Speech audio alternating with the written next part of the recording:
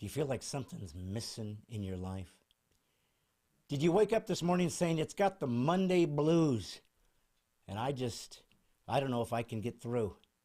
Work's been tough. The boss has been riding me hard. I just simply don't know if I'm going to be able to keep moving. Life is rough. I'm on Xanax regularly in my coffee. And things seem to be confusing. The world seems to be falling apart as we speak. And nobody seems to know what's going on except the World Economic Forum, which seems to be demonic. So what does a person do? You can pray. That's what I do. You can go find God. That's the key. But since we're still stuck on this earth, there must be another way to help endure, to help walk through this hellish lava-like pit. And on the other side, there's a light at the end of the tunnel, a sparkling cloud with a silver lining. And if you haven't figured out by now, well, I am, in fact, that silver lining. It is Monday, and it's going to end well because you stumbled upon me, God's comic, Brad Stine. And oh my goodness, if it's your first time, buckle up, because you stumbled upon Brad Stine Has Issues. Observe.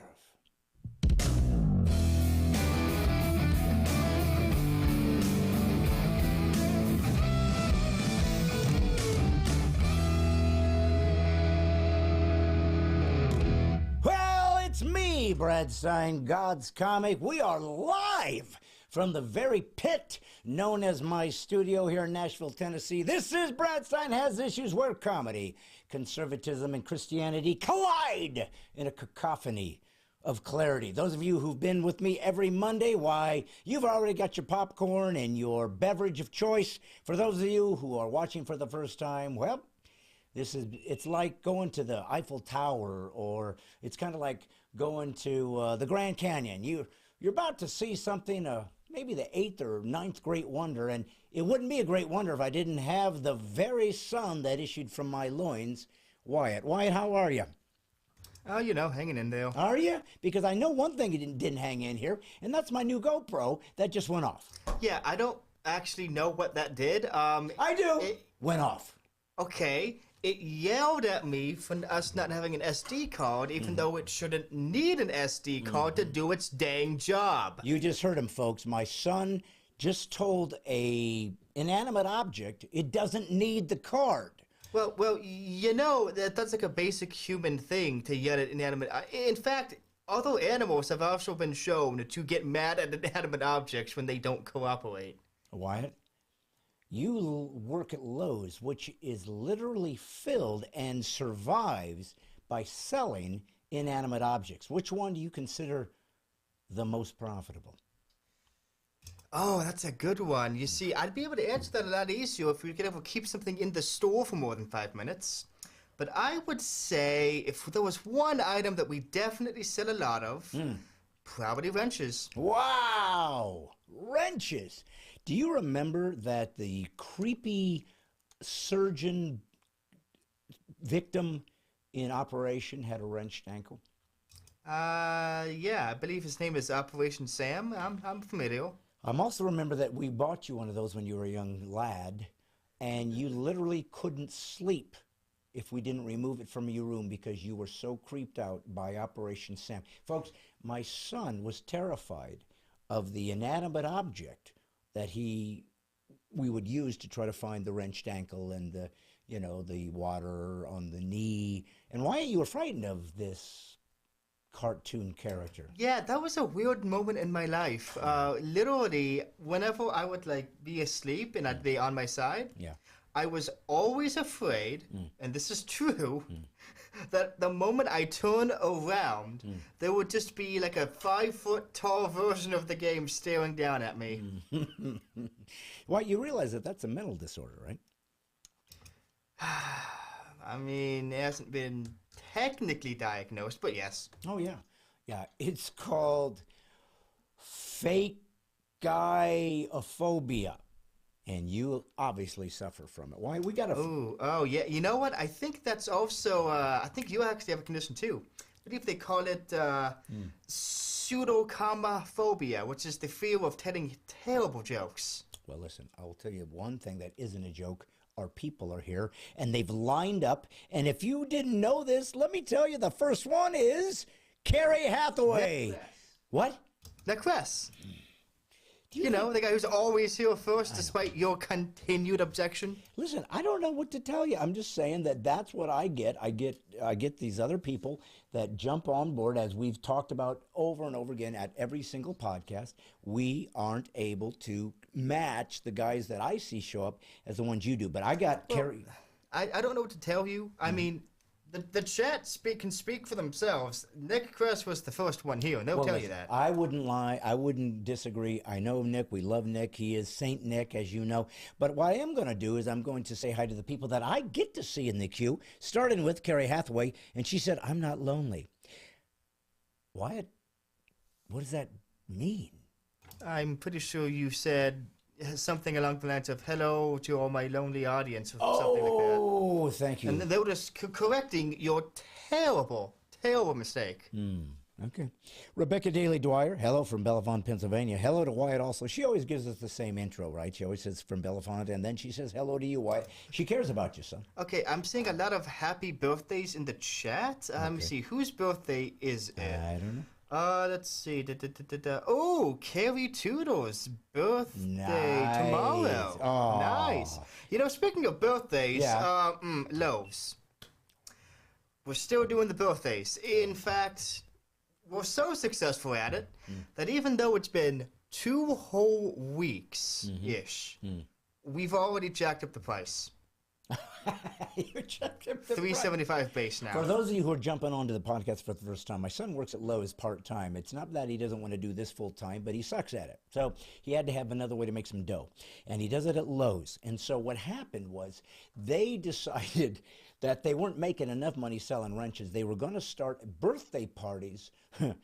It's a hardware store. Birthday parties that you can rent, come into an aisle. I don't know if there's a birthday party aisle at Lowe's, son. 55. 55.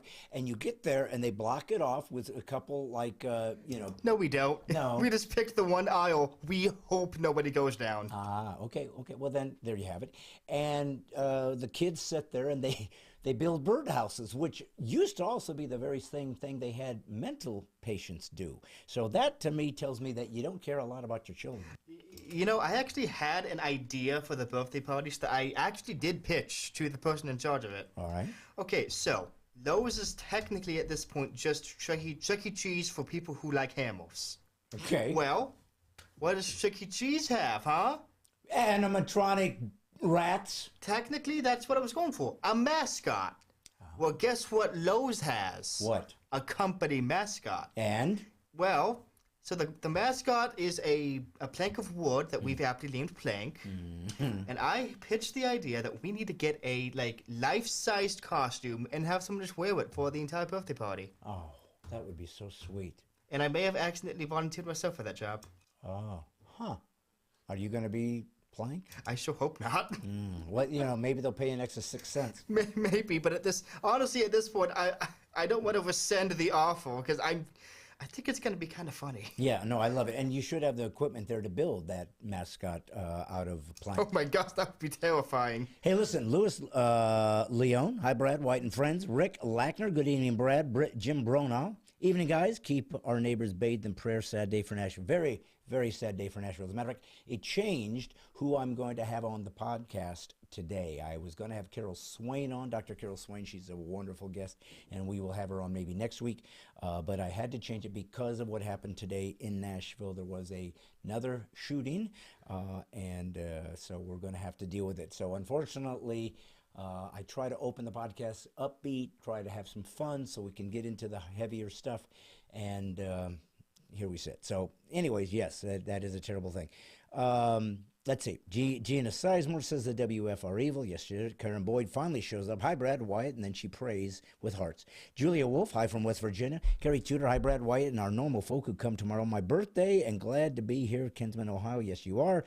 Carrie Hathaway, hope you found another church in Oregon. I did not. I need one more for Wednesday. Paula Faye Marie Rushy. Wyatt, she's my favorite what? Canadian? No, my favorite four-named lady. Right. Somehow I keep getting that confused with an entire country. Yes. Guess who's here? Patty Sheets. Hi there from California. She's from California, which means she's broke because of taxes and...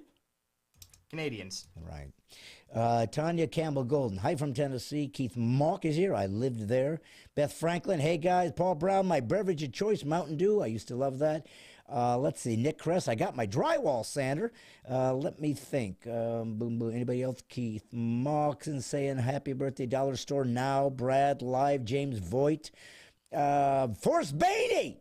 Hi, Brad and Wyatt. It's May the Force be with you, formerly known as Nick Kress. Forrest Beatty, Wyatt, who's got the coolest name in the world? Yes. What's his name? Force. What's a better name than that? Canada? There is no better name than Forrest Beatty. You know that. Greg Smith, hi, Brad and Wyatt from North Carolina. Mary Rank, happy birthday. Ben Schwacht, V2K Weapons, go. Aaron Dent got here, happy birthday. Danny Herring, hello, Brad and Wyatt, happy to be here. Who's Danny Herring? Fisherman? Where's she from? Canada? Yes, why is she normally not here? Because... Hiding where? Bunko. Underground bunko. With what kind of ammo? Depleted uranium. Because she has... That one got me. I'm not really sure how. That surprisingly wasn't meant to be funny. It was funny. Thanks anyway, I guess. Depleted uranium off the cuff son was excellent. No, she's in a bunker with her ARs because she's in Canada and she's in a totalitarian regime and she's being controlled and dominated by who's their prime minister? Trudeau. Yes. Honestly, that whole spiel would have been my second guess. Hey, John Lyons is here. Greetings from beautiful Bourbon, Indiana. He came to my show a couple weeks ago. Why did I mention that? I think you did, but I forgot it. But then you remembered me, so I guess I do. Yes. Let's see. Let's see. Brad Marco, greetings from Bunker in China. I wonder if he's really there. Paul Brown, happy birthday. Let's see. Mary Rank is there. So I'm just trying to move on. Robin Duckworth Kuipers, hello from Kalamazoo. Let's see. Tulsa, Oklahoma's here. Rocky Johnson. And, oops, I lost my thing. And Shauna Frederick is here. Okay, so listen. They are all here, and they are saying hi. I'm excited for that. You know, folks, when I started this podcast, I didn't know it was going to grow into this.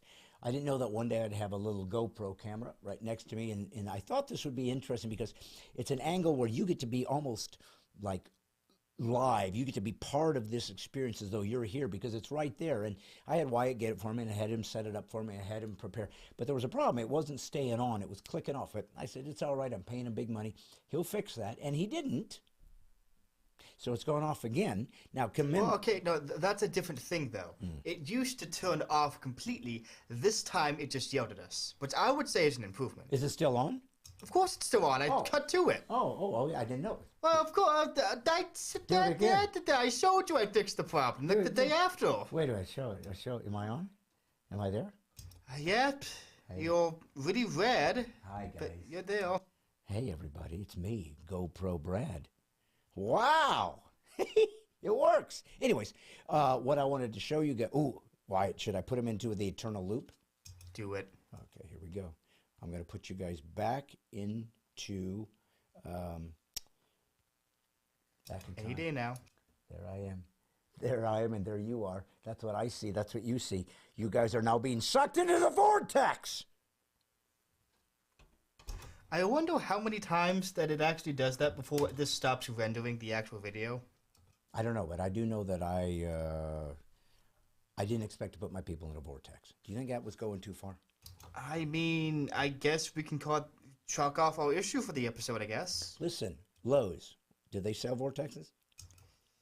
I mean, it depends. Like, Some lows still do, but others have gotten rid of them for the black holes. It's the Nice. newest model. Well, you got to move up. You got to upgrade. That's what I've always said. Son, listen, I wanted you guys to understand that when I started doing the podcast, I thought it would just be sort of a fun little thing that I could do with my people that happen to like what I'm doing. And then I started going out back on the road, and tours are piling up, and I've got a big tour coming up at the end of April, which will have me in North Dakota for like 4 shows, I believe.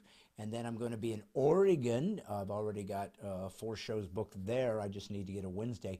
So I'm going to be back out on the road talking about my new album. It's what I'm working out. It's called Laugh While It's Legal. That'll be the new one. You're the only ones that know that because you're on my podcast. So you guys get the special Inside Edition. And that's also going to be part of what's going to happen with the Militia of the Mind, because when you guys join the Mighty 10,000, I'm going to have access to some of the behind-the-scenes shows of me performing. We're going to have special guests that only you will get to see. That's going to be part of the $3 a month subscription, but we're not ready for that yet.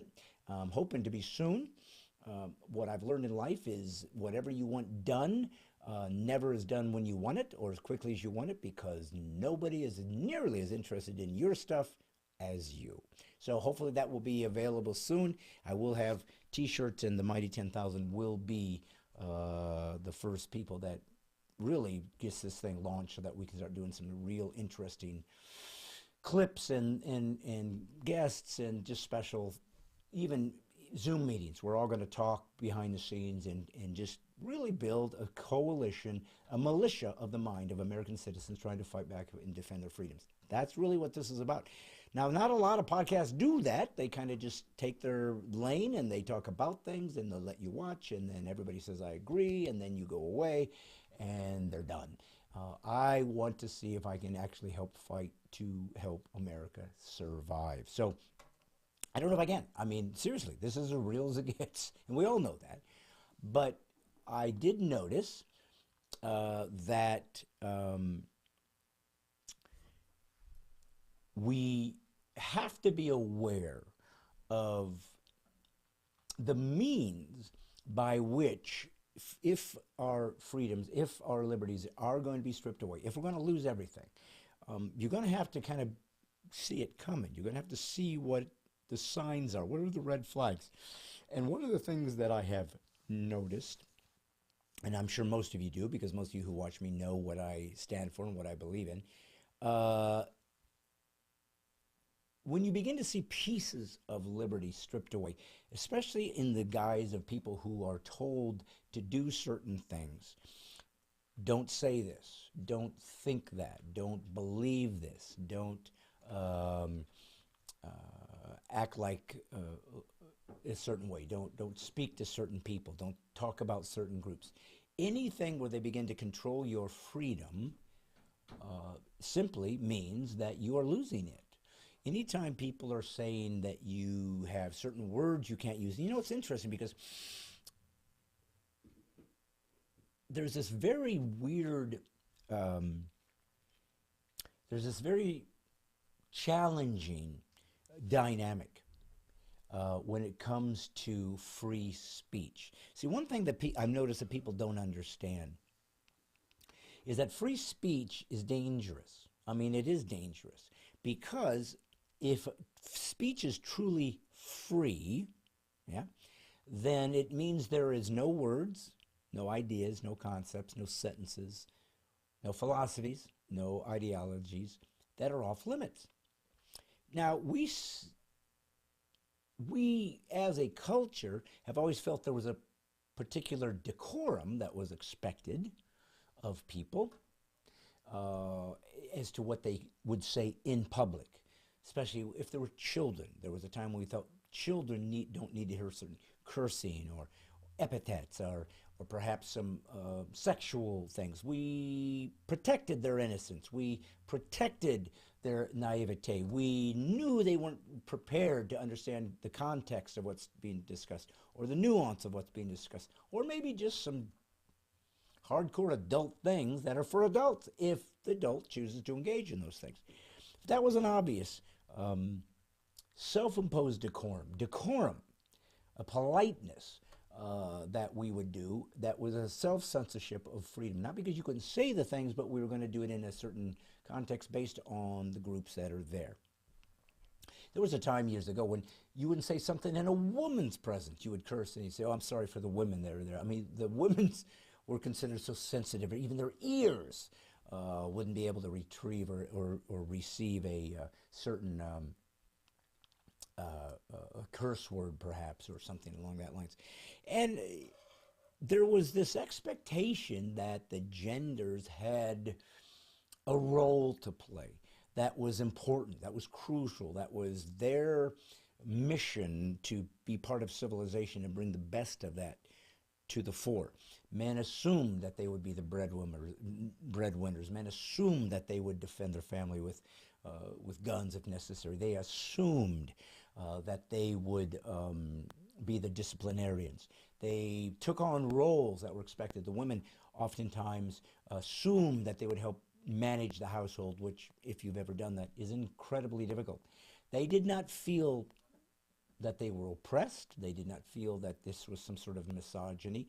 They believed that that was their deeply difficult role in society to help society function properly. They accepted that because they felt it was an important, crucial element, raising children, being there for them, teaching them, growing with them, walking with them, guiding them, so that the children would go forth and become great citizens. So people took even the way that they would speak in front of certain people, genders, ages, so forth.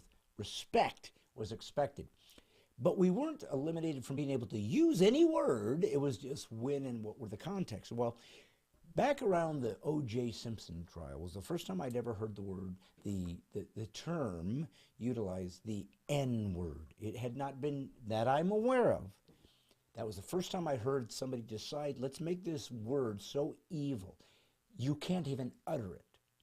We'll just call it the N-word. It can't even be spoken from. Now again, even in context, you can't say, read a book that Mark Twain wrote that has that word in it, because that was a reference point that people would use for Black Americans, or anything of that time frame, right?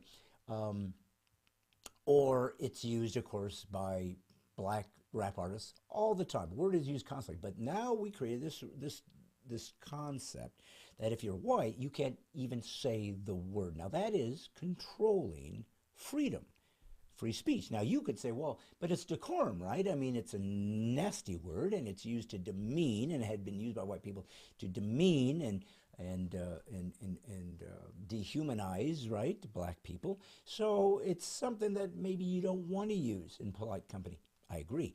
Certainly not something you want to use as an insult, because it has very dark racist connotations. It does. Nobody's questioning that.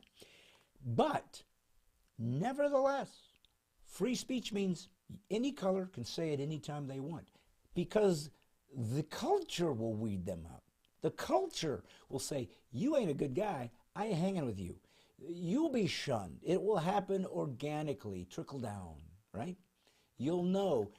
I want the freedom to say whatever I want, because people will respond how they choose or not to choose. That's how it's going to work. That's what's going to happen.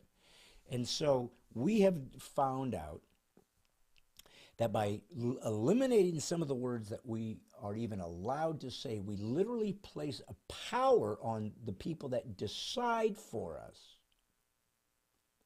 what we can say. Somebody decides for me. Just like with the transgender. You must call me this. Well, I don't think but I'm a woman, but I say I'm a man, so you must call me he. And if you say, see, I think you're a girl pretending to be a boy, so I'm not going to do that, because it infringes on my liberties not only to speak the term I want to speak, even though you're offended by it, I really am not obligated to not offend you, but more importantly, I think that it overrides my access to reality, and you are controlling my freedom. So the moment your liberty steals from my liberty, it's a moot point. We're both going to have to compromise. And you're going to have to suck it up and hear what you don't want to hear. And I'm going to have to suck it up and, say what I choose or not to. That's my choice. Now, do I think that that means it should be used to put people down or to try to maliciously attack people with words? No, but that's uncivil. It's unkind. It's something that we do to be able to be sensitive to other people. Self-censorship, in this case, not because I can't say the word, I'm going to consider it polite. What I will never do is censor reality. That I won't do. I will not lie even to make you feel good. Now, if you think words don't have power, think of the words that were in the Bible. Now, the Bible is the greatest book ever written in human history. It created Western culture, which is the greatest culture in human history. Created the most good, the most freedom, the most human rights. The only human rights actually in human history started with the Bible. And the first commandment that God took the Israelites out of Egypt where they were slaves to say that human beings have rights to not be owned by others. It was literally the beginning of human rights as we know it. And then, of course, the Christian religion took that and began to put that into the whole way of how the West would be seen and how laws would be written. But I wanted to talk to you guys about, quickly, the idea of words. In the Bible, even, can be softened and made comfortable. And I don't know that that's necessarily what's best. I believe if God said the word should be said, it should be said. And you, if you're part of the militia of the mind, have to get used to saying what you want to say, irrespective of what people say, because it's your obedience to these other people's demands that causes you to never be free again. Your politeness will be leveraged to control you. So Wyatt, if I'm not mistaken, we got a little clip of me talking about some of the words in the Bible that might make some people uncomfortable, but why they're necessary. So if you would be so kind, my son, if you can find the button, will you do me a favor, son? Press it. I like a Bible that's raw, and it is. Philippians, I consider my former life as dung. You know what word that can be interpreted to actually mean? Now, we wouldn't hear that word used in a pulpit because of decorum of culture. And that's fine. We should have decorum of culture. But I want us to be able to hear the words because words are there for a reason, to demand you deal with it. They are conveyors of information to your soul. And if they say, your life without me is crap, but it's even better than that,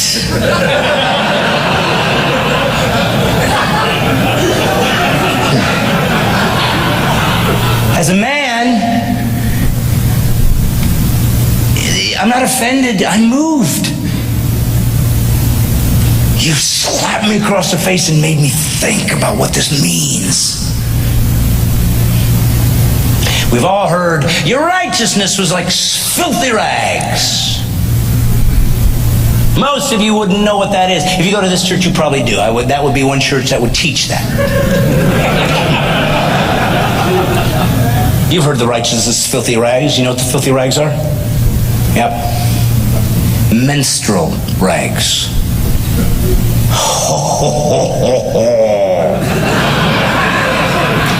Dang.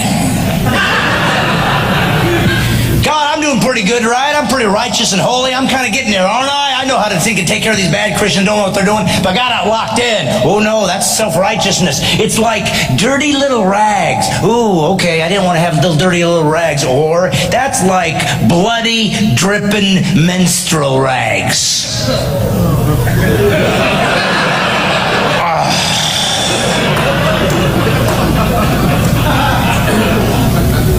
Yes, but you can't say stuff like that because it just feels wrong. We're at a Christian event and you're really not being appropriate. And there's boys here, there's boys here that need to hear how God speaks.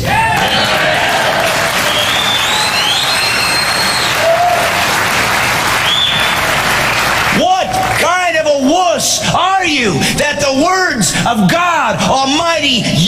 consider offensive.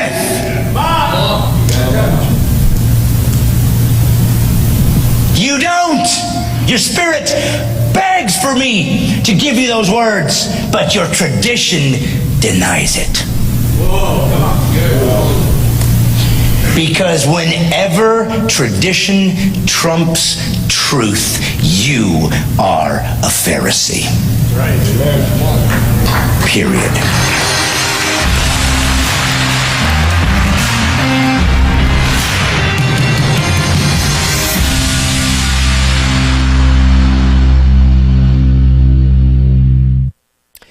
You see, I am not going to sit still and allow my country to be destroyed and slip through my fingers without trying to defend it. And I don't care what you think. I don't care if you're from another country. You go ahead and take care of yours. I care about you. I hope that you do well, but this is where I'm born. I'm going to defend my sovereign nation. There's nothing unchristian about that. Matter of fact, it's what would be expected. You're not allowed to steal. It's part of the 10 Commandments. So if I'm somewhere and somebody comes into my home and just decides I'm going to come in here and you're going to pay for everything, you're going to subsidize everything, I'm going to eat your food, I'm allowed by law, God's law, to say you don't get to steal my stuff. I want you to leave. You don't get to covet my things. In other words, want what I have. You don't get to do that. You don't get to lie about me. It's all in the Bible. So God said I have a right as a Christian to say, if you breach those ideas, I can defend myself from those things. The militia of the mind will be this sort of grassroots movement of citizens, American citizens, who are trying to defend themselves by finding groups of people who are already doing the work in their particular category of expertise that I will give you access to, whether it's a lawyer for slander or for a religious liberty issue. I want to work in conjunction with those guys so that we can try to literally do real defense of our freedoms. That's what I'm shooting for. Maybe it's ambitious. Maybe it can't work. Maybe it's going to fail. I can't predict or demand or create the results. I can only do what I think I'm supposed to do. And that's what I'm going to do, is try to offer something up. I don't want something that just simply talks about what we already know is true. Christians and conservatives are censored. We are being maligned, and they're trying to make it illegal for us to exist. I'm going to defend myself. That's all. Not going to go after people that are my enemies and shoot them. I'm not allowed. Other religions are. I'm not. I have to love my enemy. Pray for those who despitefully use me.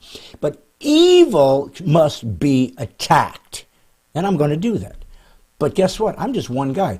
And I told you guys a long time ago, and maybe you thought I was just using rhetoric or what, and maybe it will be.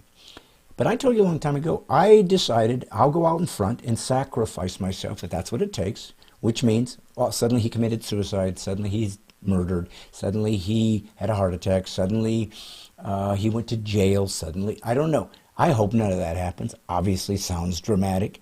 But my point was, people that actually do damage, people who actually begin to destroy the powers that be and take over and expose them and actually change back, they get attacked.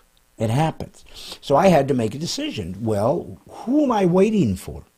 Because D.C. is corrupt from the core. If you are out there actually thinking that voting Republican is going to save this nation, you're an idiot. They are corrupt.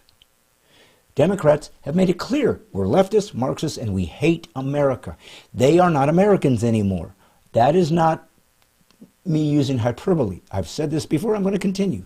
They are citizens of the United States. An American has to love his nation. Didn't say you have to agree with everything. Didn't say you have to not teach the worst parts of it. No, you do that. That's what a free country would do. You got to love it. You got to keep it sovereign. You have to expect people to melt and become part of this nation. You have to love the Constitution. You have to defend its freedoms. You have to care more about religious liberties than any other real liberty, because that is your conscience clause. You have to be able and expect that none of our institutions, like the FBI, which is the largest police force in the United States, cannot be corrupt, and if so, it must be eliminated and started over. Now, the only people that supposedly can do that are those that you vote for to do such a thing. Republicans give the illusion of being conservatives, which is what most of us are. They're not. Some are. There's a couple legit folks. Matter of fact, I'm going to have an interview with a guy, if I can get him on soon, who is another senator that is real. Very few. But for the most part, as you've seen, they are traitors, treasonous, despicable human beings because they promised us they would defend this nation. They don't care. They're bought and sold by China. They want money. They don't care. That's just what's really, really, really true about America. You thought Danny Herring was suffering in Canada, and she is. And it just got to them first and began to corrupt them first. But it's here too. The only chance left in America, the only chance, it is not through politics. We probably don't even know if that we're even being able to vote anymore because they seem to manipulate whatever race they need and they take it. That's a lie. That's sedition is what it is. But it's not treason. Treason, you actually have to get an army to literally attack the government and the laws of the United States in army to fight against them. That would be treason. Or you must give aid and comfort to those who are trying to destroy America. That's real treason. It's very difficult to get somebody on treason charges. Thank God. Otherwise, it'd be too easy to destroy your enemies.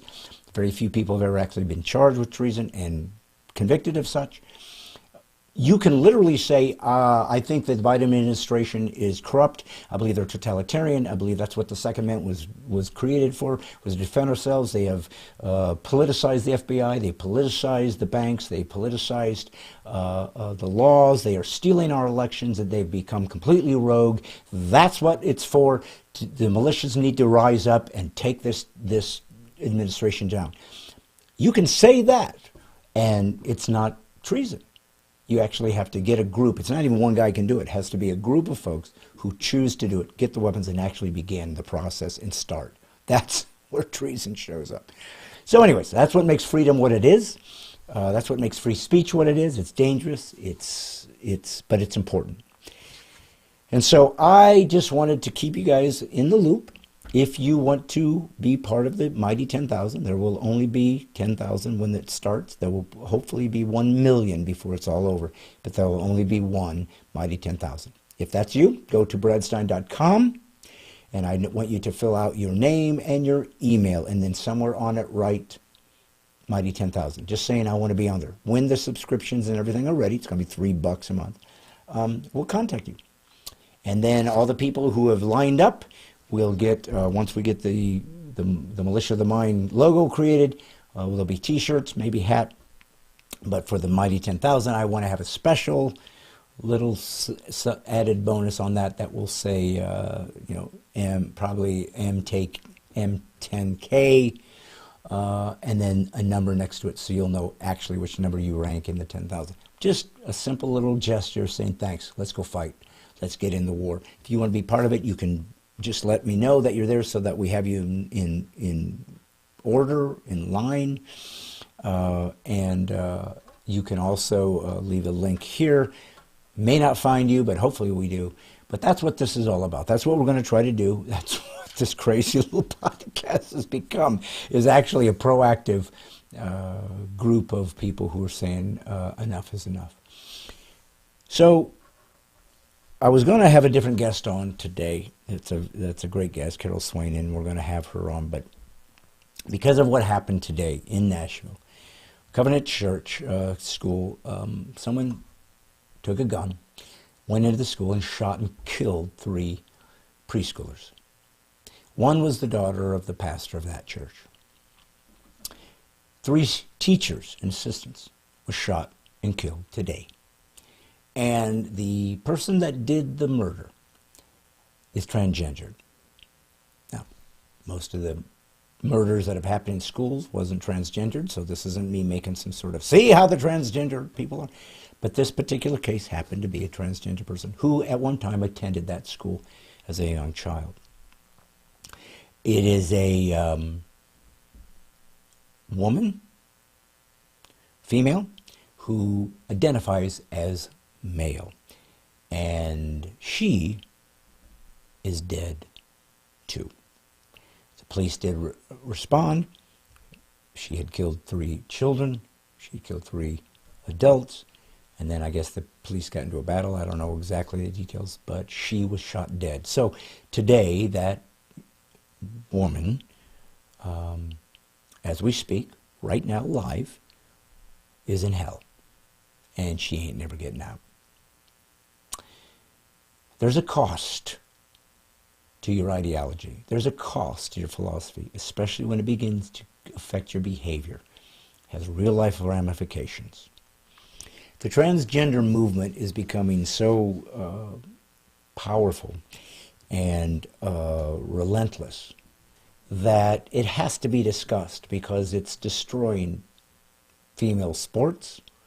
If it continues unabated, then within 5 to 10 years, every single woman's sporting event will be men pretending to be women. And if they don't put a stop to this, I hope it happens. I really do. I would love to see every softball, soccer team that's, female, every one of them, just men. I would love to see that. I would love to see the horrible buffoonery, the just lunacy of leftism, full bore, played out exactly like they want it. I want you to see the dung hole that you've created and let people just see it and just mock the ludicrousness of this. There has to be a price to pay when you live like a lunatic and expect the rest of us to do so. So it's a big deal, and it's part of the fight in the battle. Now, I guarantee you that what's going to happen in the press is they're going to say, this woman went to this school when she was little, and she was traumatized by the Christians there that believed that God made man male and female, which is what he did. And they're going to use this as a pass for this butcher, this evil butcher, to say, well, they deserved it. They were Christians. That's what's going to happen. They're going to do everything they can to kill, destroy, and imprison Christians, blaming them for the mental disorders of these people. That's what's going to happen, unless we say no. The guest that we are going to have on today knows a lot about this issue. His name is Walt Heyer. I think he's 80 years old. But he's an expert on this particular issue because Walt Heyer, for 8 years of his life, lived as a woman. Walt Heyer also had surgery to alter his anatomy to conform to the woman that he pretended to be. We're talking about an old school guy. We're talking about a guy that's not too far beyond Christine Jorgensen, one of the first American, maybe the first American transgender patient that had this surgery. This guy is there from the get-go. He was there from the beginning when it first started. He is an expert on the doctors.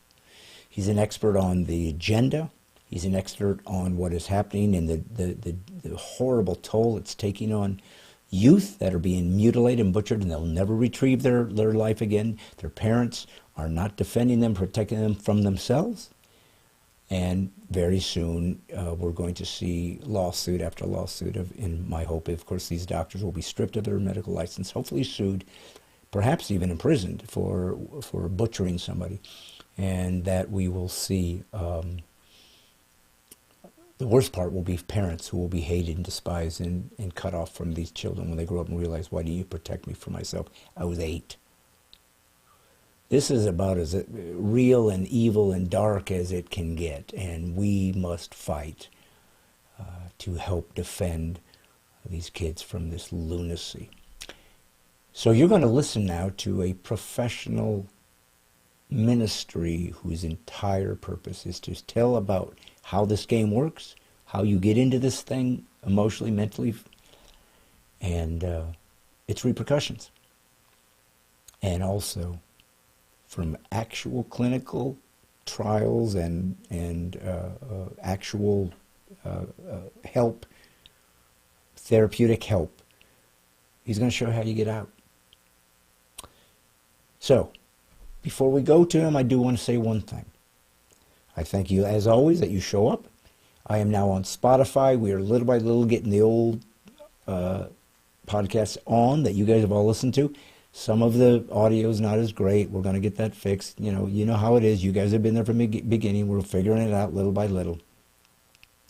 But I will ask you to do one thing for me if you are my people. For the Militia of the Mind, when I ask you to do something, I'm going to need you to do it. It's the only way we can grow this and have any impact is that people pay attention to us. So I need you to go on Spotify, find Brad Stine Has Issues, and rate it. Rate it. Rate it as, if you like what I'm doing, obviously give me a 5. If you don't, give it a 1. That's up to you. Don't rate it. But the more that it's rated, the more it gets a chance to get into a much higher profile where people can find us and grow. And you guys, as I've always said, will single-handedly be the reason that this became a ministry and the reach it will have and hopefully the impact it will have. Simply because you showed up and said, I'm going to do this one little thing. I'm going to participate on Monday nights with Brad Stine Has Issues and see if we can just, in fact, take care of America. So go to Spotify, rate, tell your friends, rate, and let them know that these guests are legit. They matter. And if with such a tragic day as this was, I thought, I need to cut in line and put Walt Heyer in and let us watch this very difficult interview. But for those of you who want to know more about the real goings-on about transgenderism, what it means, and what people who've experienced it can give to you so you can grasp it deeper, you're going to like this. So thank you, and enjoy now the interview with one of the first transgenders, and not the last, unfortunately, Walt Heyer.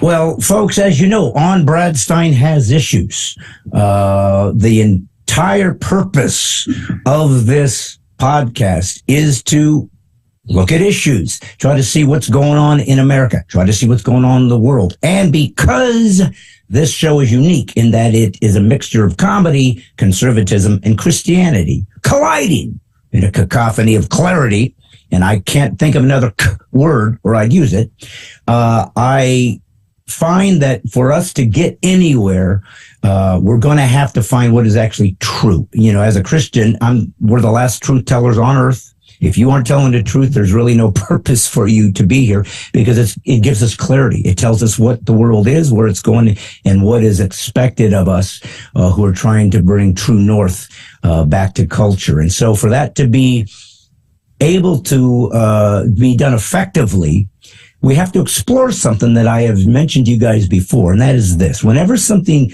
happens in America, I'm referencing that, even though I know I have people from all over the world that watches, but I reference America because this is my territory. Whenever something of a hot topic occurs, anything to do with a minority or race or gender, something to that degree, and something difficult or tragic takes place, you will oftentimes hear all the pundits say, we need to have a national conversation about blank. And as I have said to you guys on numerous occasions, the problem with that is we can't have a national conversation on virtually any hot topic because a conversation, A, dignifies both points of view, and B, allows us to listen to each other, and C, try to find what is actually true about the subject and how we can move forward and not how we feel about it. And people don't want to deal with that anymore because to have to discipline your life and change your behavior is something that the Western culture has jettisoned to our dismay, and it will be the end of our civilization if we don't care more about what is true than how we feel. But that's where we're at. This is what postmodernism have given us. So with that in mind, I have a very, very special guest with us today. He is a man who I have to say is incredibly courageous. The reason is because he is in the midst and has been part of one of the most, I don't know, a topic that has become so powerful and so dangerous in the world right now, transgenderism. And he's been there from the get-go, from the very sort of origins of this whole movement, and participated in it. So he knows better than anybody what is actually happening, what's at stake. He's an expert because he's actually lived it. And he's had the courage to stand in front of the world, tell his story, and explain his perspective on this. And people with courage are few and far between on this earth right now. So I'm always grateful when people like that are willing to stand up and inspire the rest of us to stand for truth. And so with that in mind, I would like to introduce and bring on to Brad Stine Has Issues, Walt Heyer. How do you do, brother? How are you? Yeah, thank you so much. What a great introduction. And man, I appreciate that. It's a great opportunity to speak into this subject, which really needs this kind of platform to have the opportunity to do it. So I'm grateful for this. Well, I thank you for that. And trust me, I don't say anything I don't mean. When I talk about being a Christian, a conservative, a patriot, originalist, blah, blah, blah, it's not a gimmick. It's how I live my life. It's what I actually believe. And it has repercussions. Whatever you believe, whatever your ideology is, however you live your life, has consequences. Mm-hmm. And it affects other people, whether we like it or not. And so like I said, I just appreciate people of courage because we don't seem to see that much anymore. And this nation was built on very, very courageous people who are willing to risk everything for something they thought was greater than themselves. And I think you're part of that, my friend, because I don't know if there's a hotter topic. I don't know if there's a more disruptive, sensitive, I don't even know what the terms are, adjective, subject certainly in America, because it seems like we were the genesis of this particular movement that has gone worldwide. And it's to our chagrin, I believe. But I guess that's what we'll discover as we discuss this. So your name is Walt Heyer, and you are, I guess I'm going to allow you to define how you see yourself or how you even reference yourself, since with this whole pronoun thing or whatever. And I'm sure you're not part of that, but yeah.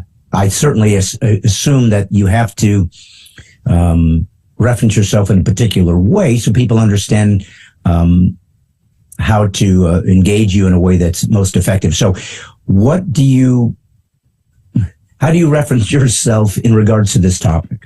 Yeah, well, everybody's got a term for everything today. And so, everybody's identifying in any way they want to identify.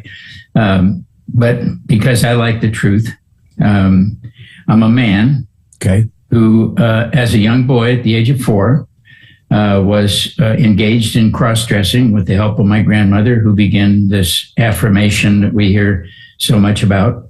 And so through this journey now, 77 years plus later, I don't know how many people have that length of experience to be able to speak into the subject, but mine starts in 1944, and here we are in 1922 on the cusp of 23. So I've learned a lot. And I learned that when I was cross-dressing with the aid of someone affirming me, that was child abuse. Mm. It was emotional child abuse. It was psychological child abuse. And it resulted in sexual child abuse. So those issues, which I have learned over the span of these 77 plus years, is a thing that has been studied for years and talked about, and people need to be aware of. It's called adverse childhood experiences. They're called ACEs. And these ACEs are what we relate to in life as traumatizing events in a child's life. It can be cross-dressing. It can be a parent who died. It can be put into foster care, several foster homes. It can be a lot of things that cause a child to suffer from adverse childhood experiences. Abusive father, an absent mother. There's just, the list is too long for us to get into, but anything that caused a child to feel unsafe, uncomfortable during his childhood, that was abusive, even if it was imagined and not actually abusive, and caused them to be traumatized, is an adverse childhood experience. And what happens, what we know from this, the study showed, this is by Kaiser Permanente, who studied this a few years back, is that it causes brain changes at the level of where our identity is being formed in a young child. And to sort of put this into perspective, we know that the brain isn't fully developed until we're in our mid-20s. So to introduce these things to young people when they're very vulnerable and have no idea of the one word I just love, no one talks about consequences. Mm-hmm. And people don't understand that everything we do in life has consequences. As you mentioned earlier in the start of the show, you can have these views and there are consequences, but abuse of any kind has consequences. And so once we understand that people suffered an adverse childhood experience, and we can begin to dig in and identify that experience. And what I have found in working with literally thousands of people is that I haven't found the first case of the people that I've worked with. Make sure that we clarify the people that I have worked with, which is thousands, none of them ever had gender dysphoria. It was never about gender. There's a term, a legitimate term that's called generalized dysphoria, which is actually what they suffered from, generalized dysphoria, because their environment was kind of creepy to them or scary to them or didn't feel safe to them. And so they had this generalized dysphoria. The wisdom of the advocates who are pushing this whole thing about the gender agenda is that in 2013 or prior to 2013, this was called a disorder. When you had an identity disorder, it was, the therapists were supposed to look for the underlying comorbid disorder. That is, look for the childhood abuse, look what happened. In 2013, the advocates decided, no, we're going to add and change this diagnostic thing, and we're going to call it gender dysphoria. And they explained in their reasoning for this is not because they're going to actually help the child or adult discover what was wrong with them, is because they wanted to remove, everybody talks about, they wanted to remove the stigma of them having a disorder. So, you just kind of throw the whole thing in the trash because you don't want people to have stigma. Well, if you're going to get to the bottom of something, you actually have to tell people what it is, and then you have to deal with it. But nobody seems to want to do that. They want to fluff it off and call it gender dysphoria, which is actually fake, false baloney. Mm-hmm. And so, but everybody's bought into it. I don't use the terminology except to explain how gender dysphoria is being used as a tool purposely to make access to hormones and surgery more available. Mm.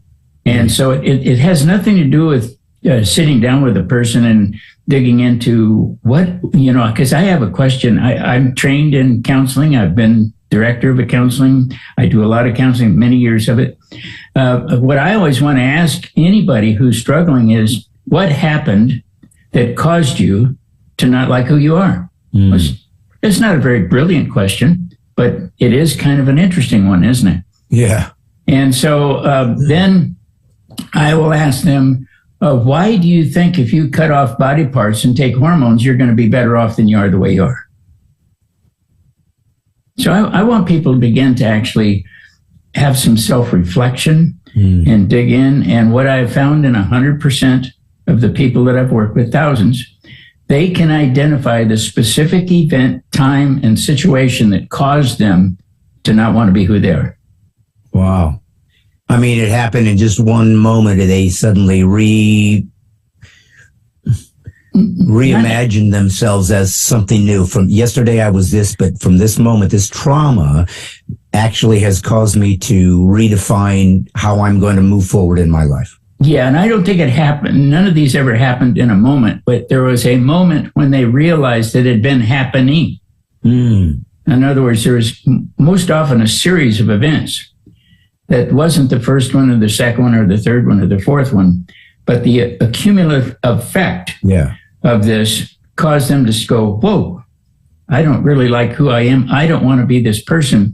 So we have young people who are sexually abused who want to remove their genitalia, not because they want to be girls, but because they don't want people touching them there again. These people were touched, and it becomes a defense mechanism against being touched. So if I don't have the genitalia, then they're not going to touch me. Then the same thing is true with females. They will sort of, masculine themselves up in a way to repel anybody from thinking that it would be fun for them to abuse them sexually. So all these issues have some issue behind them, but it's not about gender. It's about something else. Well, there's a lot of things I want to talk about what you just said, but just to sort of, postscript what you just mentioned about genital mutilation. I don't know what else you would call it. Excuse me. We see the same psychological response, especially in women, with weight gain. Oftentimes that's from a sexual trauma, and they feel like if I make myself less attractive to men, then I'll be left alone. And so sometimes that can even be a cause for some kind of eating disorders, I think, if I'm not mistaken. Absolutely. So, yeah. So you are a counselor. I just want to understand, because you said you've spoken with thousands of people. Is it as a psychiatrist, a psychologist, just a general counsel? What is it? I got years back in 1989. I went to UC Santa Cruz and studied counseling and therapy. I worked in psychiatric hospitals. I worked in other institutions as a counselor, and then I worked actually in a church, a large church, as the director of care ministries and counseling, which the church was a church of 3,000 or 4,000. So it was a large church. And you call, I just want to make sure I remember this term because I hadn't heard it before. You said you believe that gender dysphoria is a term that was created to sort of destigmatize what people are struggling with psychologically. But what was the original title you said was utilized for this type of generalization or something? Generalized dysphoria. Generalized. Okay. And so what does that include? I mean, is it go beyond gender? Generalized could mean any kind of dysphoria in the way you perceive yourself? Absolutely. Yeah. Yeah. I mean, this is the big broad term. And what I tell people when I'm working with them is, if you've been diagnosed with gender dysphoria, somebody told you had gender dysphoria, then understand that's not a diagnosis. That is a symptom of something that is going on in your life that you need to dig into. And most likely it's something that happened during your childhood, which we call adverse childhood experiences. Well, so you talked about your grandmother would dress you up as a little girl. At that time, and you said it was what, 4? You were 4, so you're pretty young. I mean, you were basically already just learning to be human at this point and trying to understand how the world works. Right. But do you, obviously your grandmother had her own issues, whatever those might have been, but so you're saying that at that point you didn't have any sense. This is what I've never understood, the sexualization of children. Well, I knew when I was 3 that I was homosexual. It's like, who's thinking sexual thoughts at 3 years old? It just seems like there's some kind of leap that some folks are trying to make to kind of justify either behavior that they might not like about themselves, or that they simply don't feel that they should be forced or have to confront disciplining themselves in certain behavioral ways. I mean, we do this all the time as humans. We decide this isn't good for me to be angry. I need to fix this, or it's not good. I mean, not anger, but rage, or when it's destructive.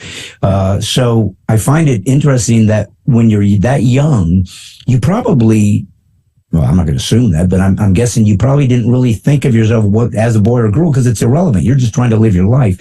So you feel like she literally placed this burden, psychological burden, upon you.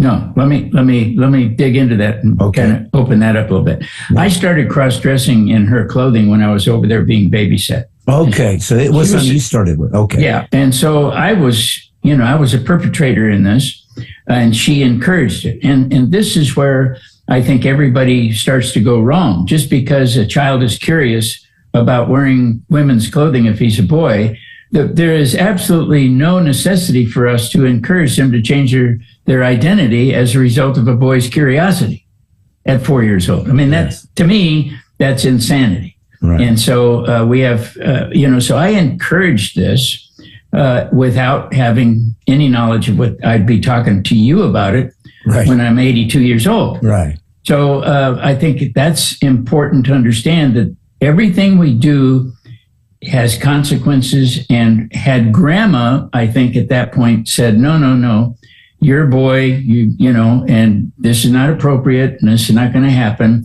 she could have changed the trajectory, but she made me a purple chiffon dress. Right. And put me in it. So you see where this is why I call it the psychological and emotional abuse. And then she said that it was a secret that we were going to keep from your mom and dad. So now we had a secret.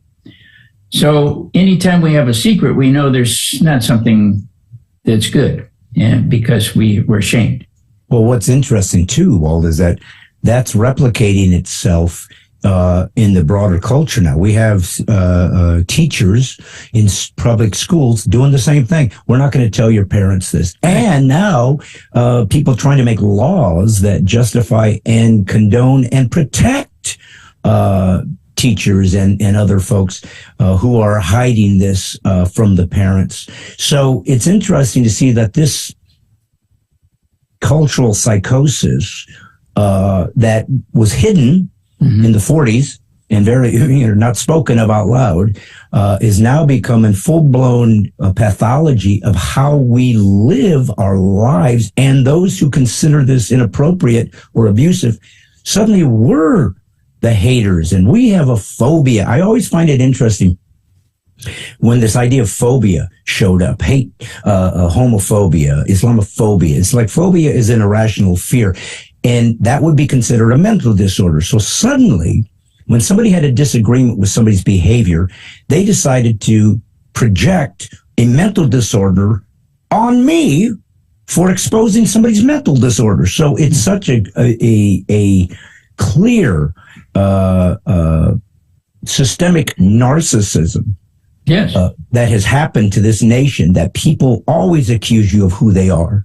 And I find that interesting. You said that this happened in the 40s, I guess, when this first started happening to you. So one of the things I kind of wanted to explore a bit, because clearly you're an expert on this by far,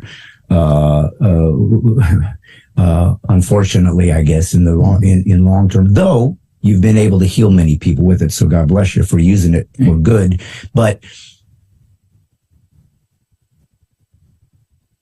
let's go a little bit deeper than this. There have been people who advocate for this kind of behavior, this kind of lifestyle. And oftentimes they try to reference it historically. For example, they'll say, the Greeks used to have, this was homosexual behavior. They used to have boys that the Greeks would have sex with, and that was very normal to them. And, the Native Americans used to have sort of these half man, half woman, and they were considered sacred people. And they always try to find sort of this idea that people have had this exploration of their of thinking they were a gender different than what they actually were for millennia. It's always existed somewhat or the other. The Bible even references, don't wear women's clothing. Right. Actually says that. Right. So this isn't something that just showed up in the last 50 or 60 years. But I noticed that it started taking on more of a mainstream coherence with sexual studies, when that became not only not taboo, but mainstream. And unfortunately, I think it happened and really given credibility when you put a PhD on top of it. With unfortunately a university in my home state of Indiana. I was born in Indiana. Used to be an IU fan when Bobby Knight was the basketball coach, and he was a man's man for sure. Oh yeah. No, he had no just gender or generalized dysphoria. He was a man.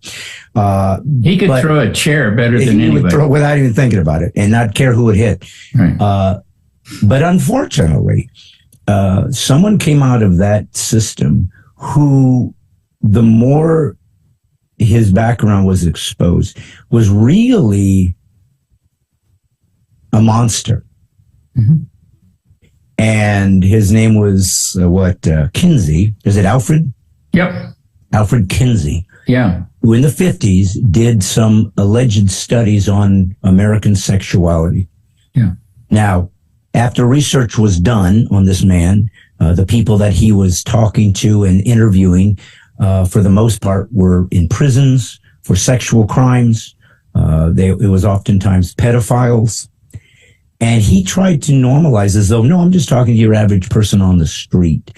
So from that report, we even had a guy, Ed Wood, who was a director who did Plan 9 from Outer Space, which was considered the worst movie in human history.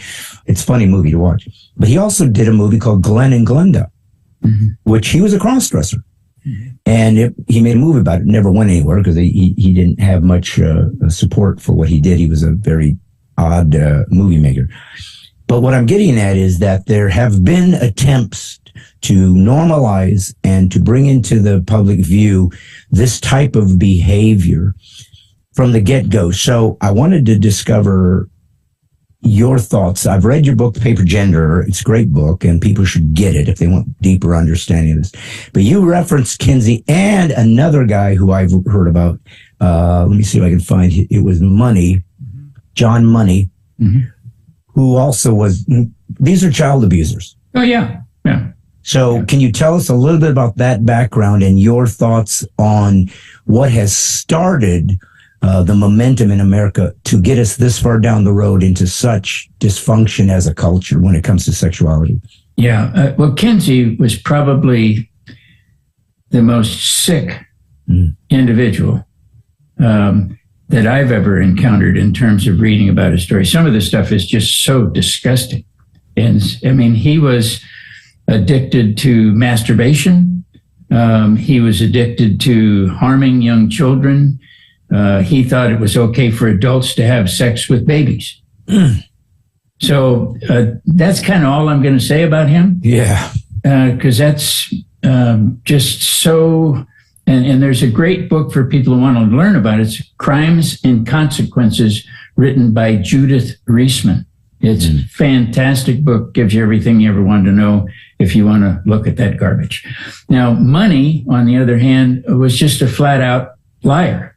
He took the twins from Canada and did surgery on them, and he had the boys, for his own purposes, engage in what appeared to be sexual activity with each other, and filmed it and called it a study. This is the kind of thing that Kinsey would do.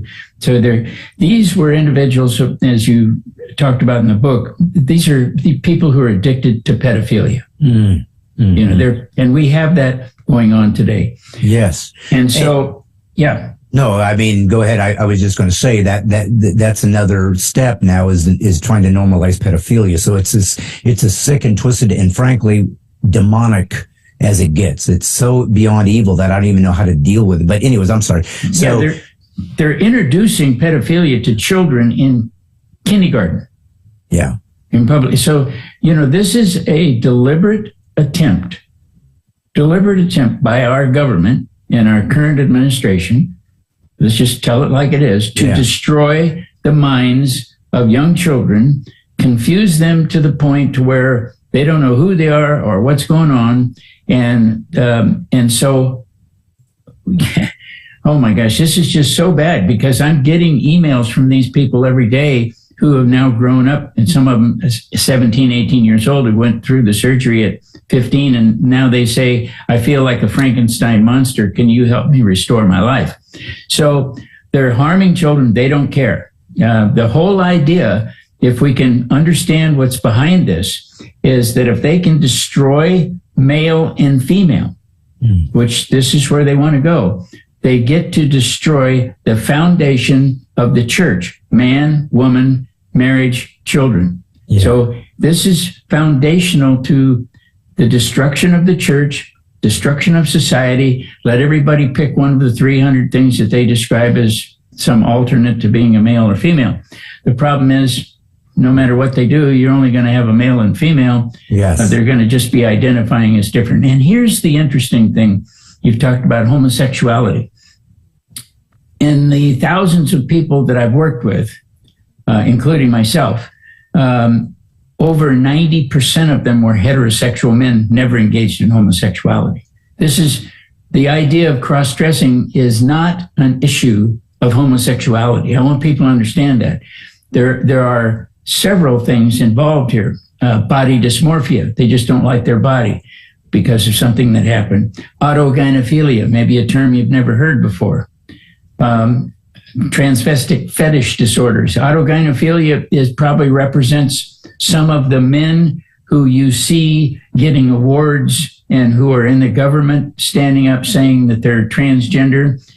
These individuals most likely have autogynephilia. Autogynephilia is when a man, adult man, and you can identify these adult men because they were married with children, had a history of marriage, had a history of normal heterosexual activity, evolve into this identity. And so when they put on women's clothing and look in the mirror, what they see in the mirror becomes the object of their sexual affection. They fall in love with themselves dressed as a woman. Wow. That's out of... I never heard of that. That's amazing. Well, let's go to these definitions then, because is there a difference, or is it subtle, or is it just terminology between transvestite, transsexual, transgender? They all seem to be kind of in the same category, but are there distinctions? Oh, tremendous distinctions. Okay. Yeah, a transvestite is just a guy who cross-dresses. Okay. Doesn't take hormones, doesn't have surgery, doesn't get implants. He may just venture out into public cross-dressing, putting on makeup. He's a transvestite. And is this one of the guys that is sexually stimulated by the look of himself as a woman? Is that what you're saying? No, not this guy. Only the guy who literally doesn't necessarily go out in public. He just stands in front of a mirror. This is the way he has his sexual arousal. Okay.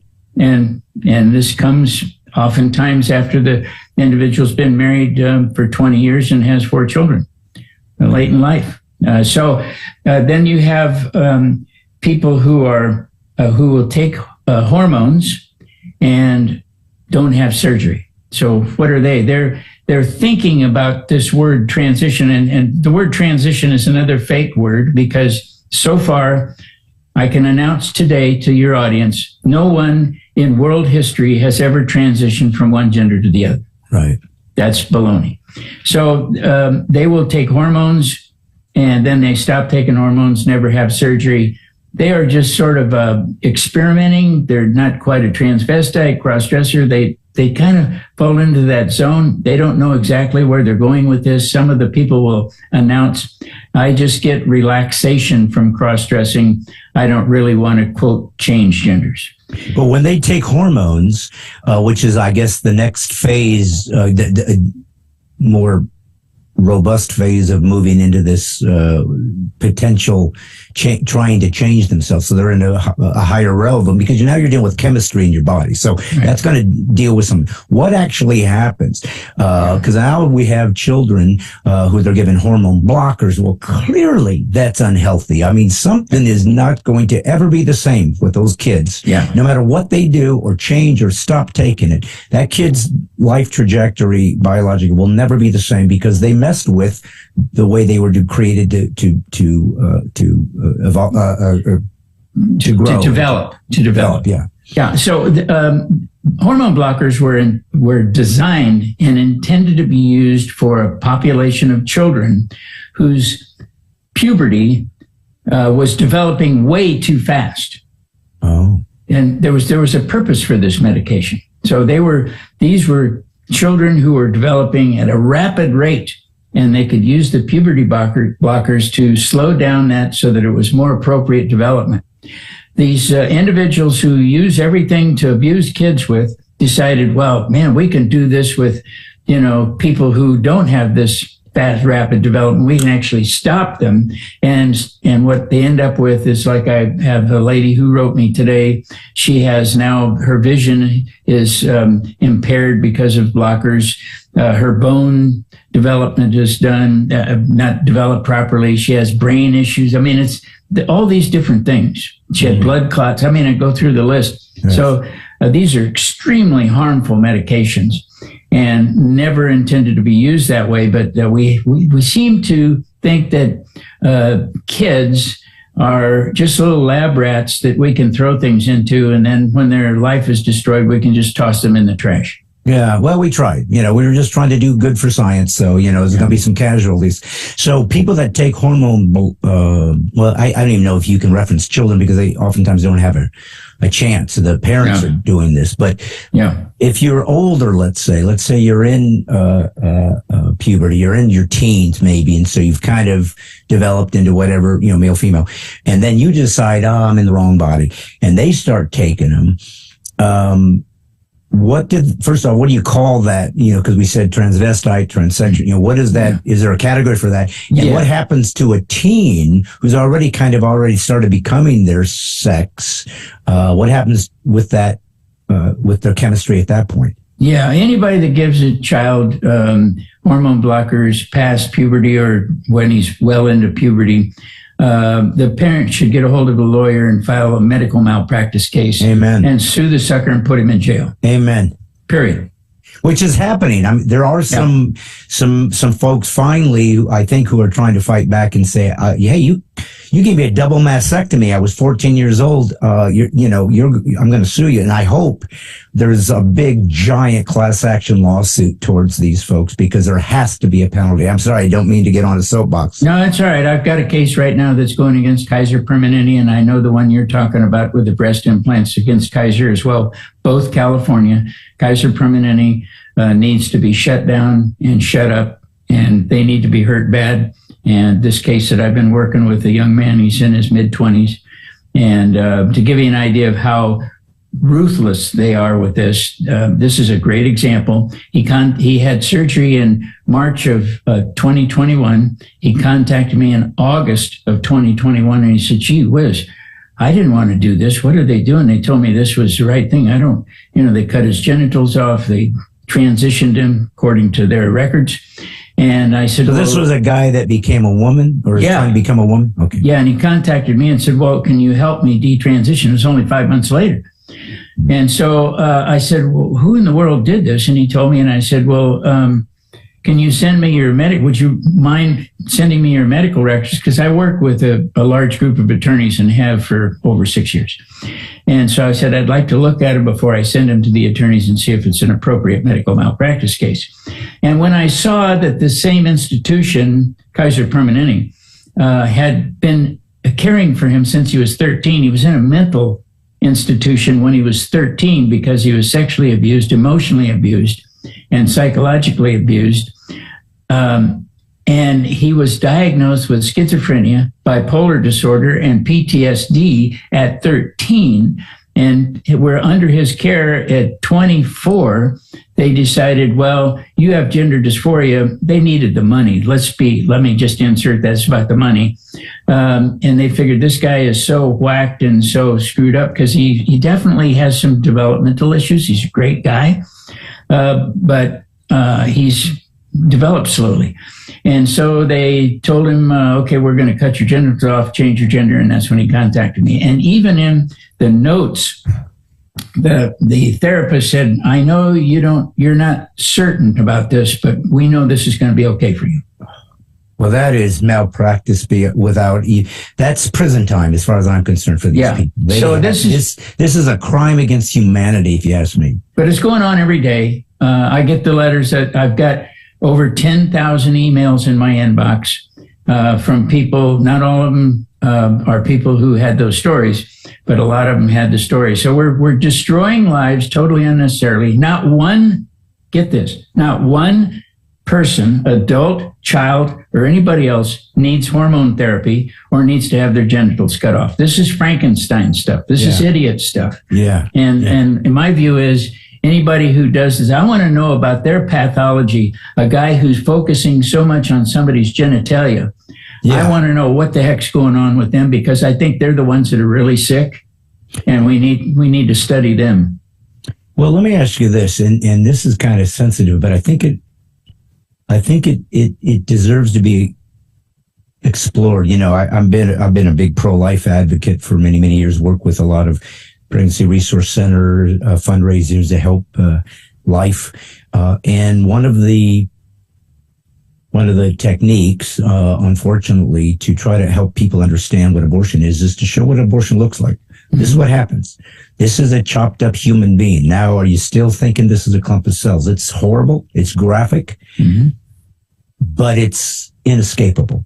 Yeah. This is what it looks like. So when it comes to the surgery, I don't even understand. They say so if you're a male, which certainly I would think, and I'm not a doctor, but I would certainly think if you're going to do some kind of horrible butchery to somebody, it'd be easier to remove something than to create something from flesh. But what exactly happens? They say they remove a man's penis and testicles, I guess, and somehow make a vagina. How do you even?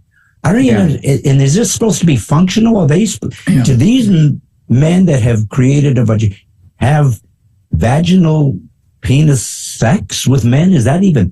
I don't understand what this is. Well, there's some documentaries we can talk about it. Tucker Carlson has a documentary that he did, and you can actually see the results of this if people want to see actually what happens. So what they don't remove the penis. They don't. All they do is cut it and turn it inside. It's just stuff inside to make a vaginal pocket. So the penis is still there. It doesn't go away. But it's not. No. I mean, I'm not trying to be graphic, but so you have your penis obviously extends outside of your body. So if they turn it inside out, does it somehow go back inside of your body, or it's just sort of this tube? It's just a tube. And, every result is different. Some people say they maintain sensations. Some say they don't. Obviously, it can't produce what a woman does because they're not women.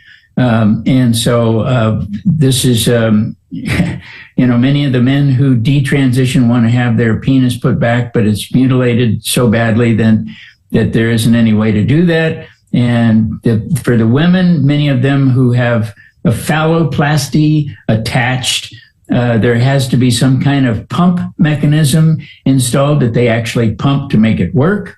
Where are they getting They get it off of their arm, their forearm. They take the skin, and it takes like 4 different radical surgeries to form this, so it's, if you look at, and these are in these documentary films, Tucker Carlson. So they are taking flesh off of your body, fashioning it into a cylinder, penis-like object that clearly doesn't have a blood flow, isn't going to get erect naturally because it's not a penis. Right. And somehow they fill it with air, so it has some kind of rigidity so they can have... This doesn't make any sense. I'm sorry. Of course it doesn't. No, it's not. This is why, I call this Frankenstein stuff. This is idiocy. It's just, I've got an email I got this morning from a lady who's, they're supposed to be like, she's trying to become a man. There's 4 steps to this process. She's in step 3 now, wants to reverse it. And she's asked them to reverse this thing and get her life back. And they said there's a 7 to 10 year wait for you to have surgery. Lord. So she's, yeah. Oh, well, let's try to be, you're a Christian. Yeah. Okay. So you and I know have this larger meta narrative of how the world works and what is true morally, spiritually about the world. If you're watching me, I have a lot of atheists that watch my show and they like me because I'm funny, but and I honor their perspective. So for those of you who don't believe in God, this might be a little trickier for you to navigate because there is no ultimate moral standard by which you have to bow. But nevertheless, one of the attributes of Christianity, it's what makes it true, is you have to do things that are unnatural, as in loving your enemy, praying for those that despitefully use you, be kind to people who are not reciprocating. But the single most important element of Christianity, if I was to define Christianity in one word, truth.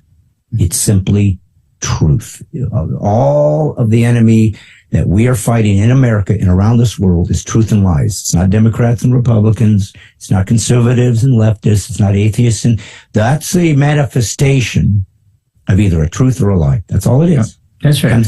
Comes in different flavors, comes in different ideologies, but it's a truth or a lie. There couldn't be anything more.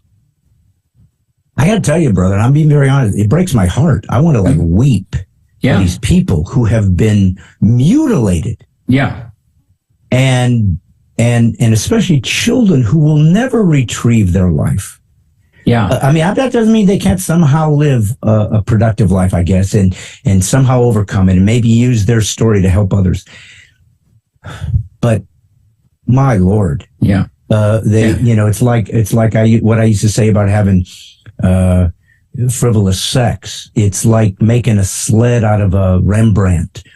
It's fun as you go down the snow, but you're destroying a masterpiece. Yeah. But that I like. Can I jump in on this? Because I got a thought here that I'm afraid I'll forget, is that you mentioned abortion.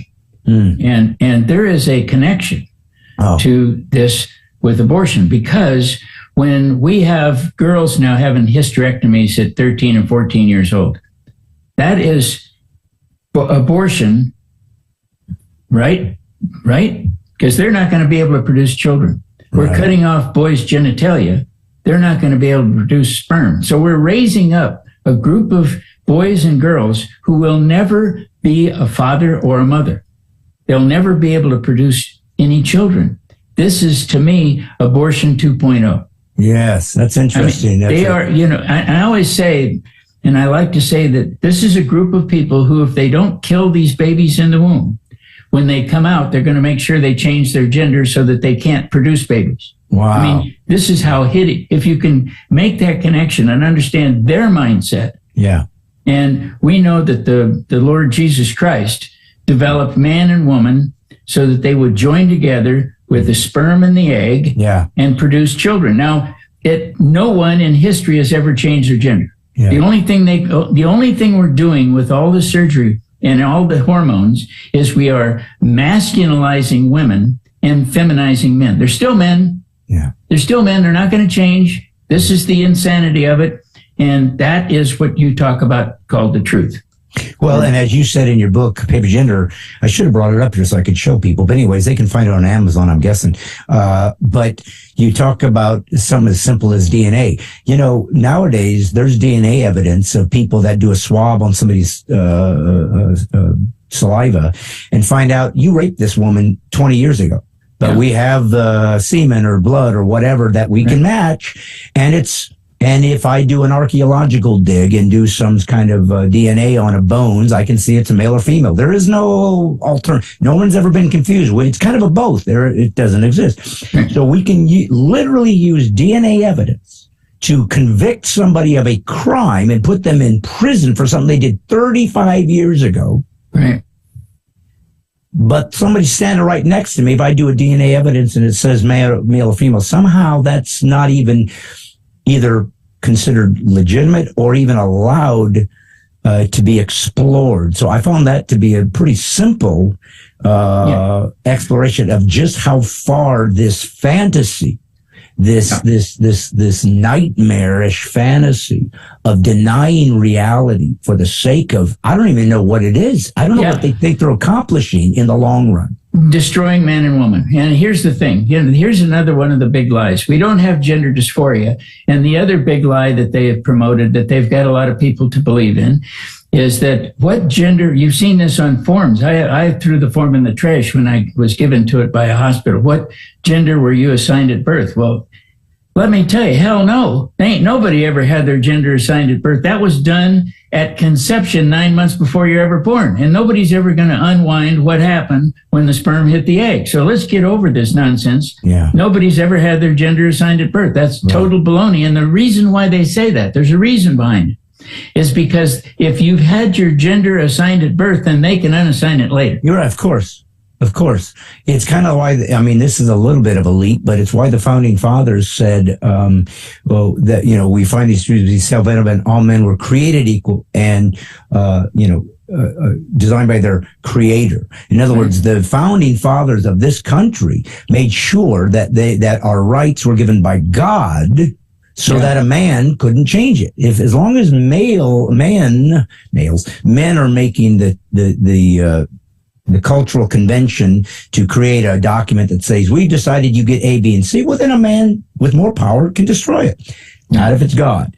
And so I find that interesting. I don't want to belabor this point, but I kind of wanted just to sort of get a final exploration of some surgical elements of it, only for people to be informed. So again, I'm not trying to be odd with this, but I was curious.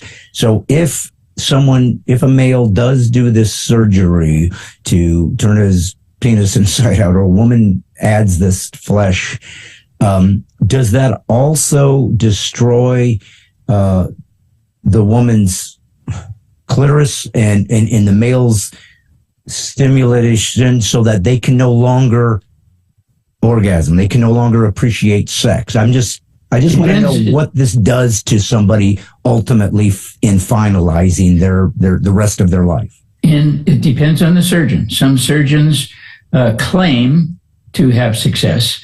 Other people say that it's totally unsuccessful. And so the people who've contacted me, I've met somebody who's had so many surgeries on his penis to try to get it to work that it's just, he's had 167 different surgeries to try to make it. Now, not all of them on his penis, but he's had all kinds of different surgeries. So there are reports of people saying they had success. I have not talked to one person who's contacted me and had these procedures who had a successful outcome. So it just doesn't work. And so, I guess what I'm getting at, and again, I'm not trying to be, I'm not trying to belabor this, but I'm just trying to help the audience understand the consequences. So not only do they mutilate themselves and essentially create a sideshow out of their body, but they also have eliminated, I guess, sexual pleasure for the rest of their life, or is that somehow maintained? Some say yes, some say no. So I don't think you can throw a big blanket over it. Okay. I just sexual pleasure, I think it's important to understand when I've had these discussions, sexual pleasure to one person is different than somebody else. Okay. So when you, leave it there. I just wanted people to understand the ramifications of what this does. You're never going to be. Yeah, because if you're okay, so here's you're never going to be the same. I think that's what's important. You're never going to function like you did. It's never going to be the same. And you have virtually destroyed everything. If you want to get some gratification out of it, you're going to have the same kind of imagination used to say that you're actually changed your gender, because that's fake too. Wow. So so let's stay on this platform, because it's a good segue. So people that are trying to navigate this dysfunction, you have talked to thousands and thousands and thousands of these people. Now, we know the mainstream media is no longer news. We know that now, especially with this new Twitter release. Yeah. Clearly, they just live for propaganda with a ideology. There's no other way to describe it, no other way to see it. We no longer get actual objective information so that we can draw conclusions. Right. I say that because if you look at the propagandists who used to be journalists, all we ever see is people claiming that once they transitioned, happy, paradise, utopia, I did it. This is the greatest decision I've ever made. Meanwhile, existentially, you get letters every day completely opposite. This has been a disaster. Right. I'm never getting it back.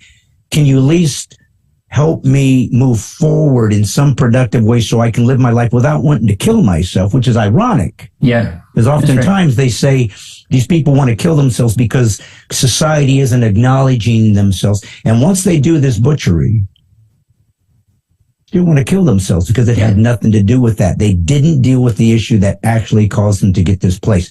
Why will we as a society not allow the stories that you are looking at, the disasters, please somebody sound the alarm, don't do this thing.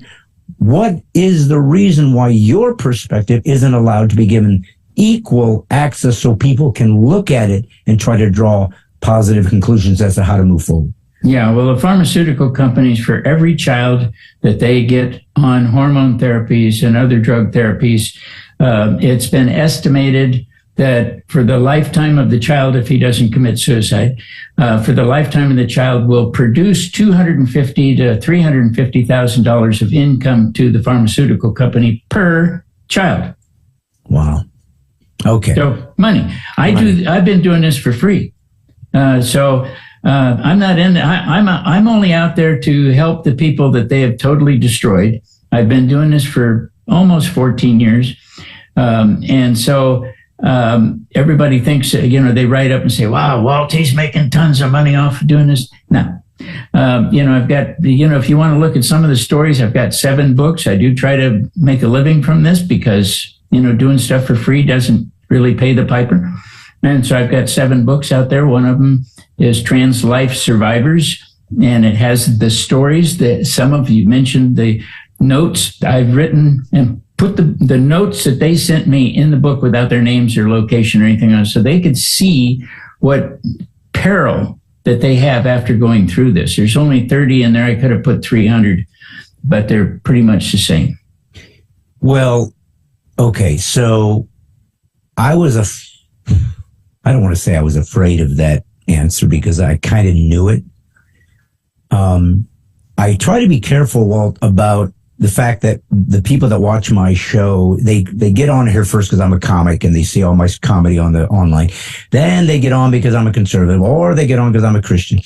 But I do try to kind of be aware that there's people that aren't necessarily Christians that watch, and I try to kind of give them access to this information in a way that they can receive it. Mm-hmm. But you and I would look at things from the meta narrative. This is a spiritual battle is what we're dealing with. We're dealing with demons. We're dealing with Satan. We're dealing with someone who so despises God's creation, so despises the original. He made them male and female, made in the image of God. Obviously, God is male, female, because he said they're both in my image. So he's the composite of those two things, and separated us. So we needed each other, and that we would need each other to make more human beings, thus having this beautiful, intimate, sacred relationship, sexual relationship. And so I see that as the ultimate foundation for this fight. It's against the enemy of God and his creation, which you already mentioned. Yeah.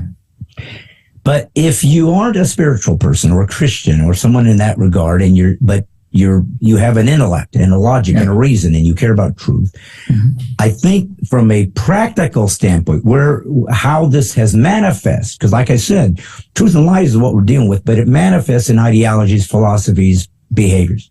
Mm-hmm. Obviously, and we learned this from the vaccine, thank you, Corona cult, mm-hmm. the amount of money that is made off of the backs of human experimentation mm-hmm. is in the billions. Yeah. I actually heard someone, I'm trying to remember if it was an interview. I think it was an interview. But they talked about a pill that was taken for, I think, for headaches or something or other. But many people died from this particular pill. Anyways, what they did was internally, they did a review of what it would cost them. And they discovered the amount of money they were making off of this drug. If they got sued and they spent $3 or $4 billion in a lawsuit, mm-hmm. it was more cost effective. We'll give you the $3 billion because we're going to make 10. Mm-hmm. This is what has happened to humanity. The evil of drug companies and totalitarian governments and ideologies for power and money by self-appointed elite. Mm-hmm. And in the meantime, leave a wake of destruction and human misery is uncalculable. Yeah, that is true. And you said it. The money that is made off of these kids and these people is, clearly they had to assume there'll be some lawsuits. I guess the amount of money they're going to make on this side of it, since nobody is given the alternative negative results, they must think is worth it. Now, let's also, as Christians, realize our obligation to love people who are in this dilemma. Yep. So, yeah, I am a father, and my 6-year-old comes home and says, "Dad, I think I'm a girl." Mm-hmm. I know this, the psychology of this now. All these kids are getting affirmation by being transgender now. It's all a bunch of BS, mm-hmm. evil, to get them feel good about themselves. So I understand, but nevertheless, they come back, and as a parent, I can't just say all the parents that have allowed their kids to go through this are evil. Some might be. There's evil parents. But some of them are sitting there going, it's like a tonsillectomy. I guess, is this what I will love my kids? I better protect them and help them. Yeah. So. Yeah, I can dive into that. Yes. How do we navigate? Here's the thing. Yeah. First off, what we and I have a lot of friends who are not Christian who, they're on that side. That's fine. And they're my good friends. I've known them for years. So let's look at this whole thing from the standpoint of addressing that. What we know is scientifically, nobody has ever changed their gender because it's not possible to do. Medically speaking, hormones and surgery doesn't change your gender. There's a document in Superior Court of California in San Mateo where a doctor who did 5,000 of these surgeries admitted in Superior Court of California the only thing the surgery is capable of doing is neutering you. That's it. You don't change genders. That's it. I didn't write the document. The surgeon wrote the document. What's it called? It's neuter. This is what you do to a dog. But I mean, who's the doctor? Dr. Stanley Biber, who did 5,000 surgeries. Okay. And in Trinidad, Colorado, and yes. he addressed the court and said in a document, the only thing you do is neuter them. That you stay the same. And he called it a word I hadn't heard until I saw the document, and it said your inner morphology, which is who you are, doesn't change with hormones and surgery. So, and then people talk about the brain, I have a female brain. Well, the only brains they find that have been altered are in cadavers of people who had taken hormones, and they test their brain after they died and said, oh yeah, their brain was changed. But it's not, their brain wasn't changed before they took the hormones. Their brain was changed as a result of taking hormones. So changed in what way? But it alters certain parts of the brain. Male hormones do make women aggressive. female hormones make men docile. Are we talking about estrogen and testosterone or something? Exactly. So when little Johnny comes home and he says, I think I'm a female, I go, oh, Johnny, tell me where you got this information. Who's telling you this? And we have a serious conversation about where the information came from. And you begin to, actually pull that information apart and show him where it's not true. And so one of the things is all of a sudden, many parents today, when Johnny comes home and says they're transgender, say, oh, I have a transgender son. It's sort of like having a new schnauzer that they take down to the corner coffee shop and parade it around. Look, I'm more enlightened than you are because my son's transgender. Well, you just destroyed the kid's life. You could tell him the truth. If that's the way you want to do it, fine. But I that's why I get the letters. Sex change regret. Here's the thing. My website, Sex Change Regret, would have been an abject failure if what they say is true, that people don't have regret. Right. I've got well over 2 million views to the site. I have over 10,000 emails. People hurting all the time because they lied about the effects and the consequences, because nobody's ever changed. Johnny needs to know that the parents of all people need to be the ones educated by it. And protecting their kids. That's their job. Yeah. Not to throw them to the wolves and start cutting body parts off or encouraging hormone therapy. This is absolutely an abortion of your child who's alive and well, cutting off perfectly good body parts. But I'm trying to err on the side of ignorance for some of these parents. Mm-hmm. Is that, my son had to have surgery on his ears. He used to get ear infections all the time. So they took out his adenoids. Mm-hmm. Now sometimes when he swims, it hurts his ears. So he's never going to be able to probably swim like scuba dive or something. Not that matters, but nevertheless, because we did something to change him forever, because we were told by the doctors, they're too big or small. I don't remember anymore. It was years ago. Yeah. But we removed a body part from him, thinking the doctors would help our son, who we saw in agony, having these constant ear infections. And now I kind of regret it. Like, man, I wonder if I messed that up. But I'm not an expert. I'm not a doctor. I don't know what I'm doing. I have to allow you to direct me. Now that we know that much of the medical profession is based on money and prescribing a drug instead of a cure, like instead of eating healthy, go get whatever staple your stomach instead of not eating fatty food, and that take a statin drug. So we have all these drugs to simply mask the bad behavior, which makes them billions of dollars, instead of saying, let's get you healthy. So I'm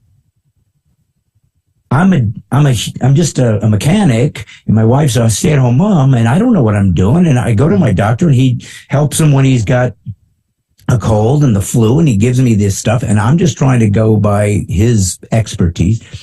He tells me, look, thank God we're at a time in our history where it used to be this poor little girl suffered from being a tomboy,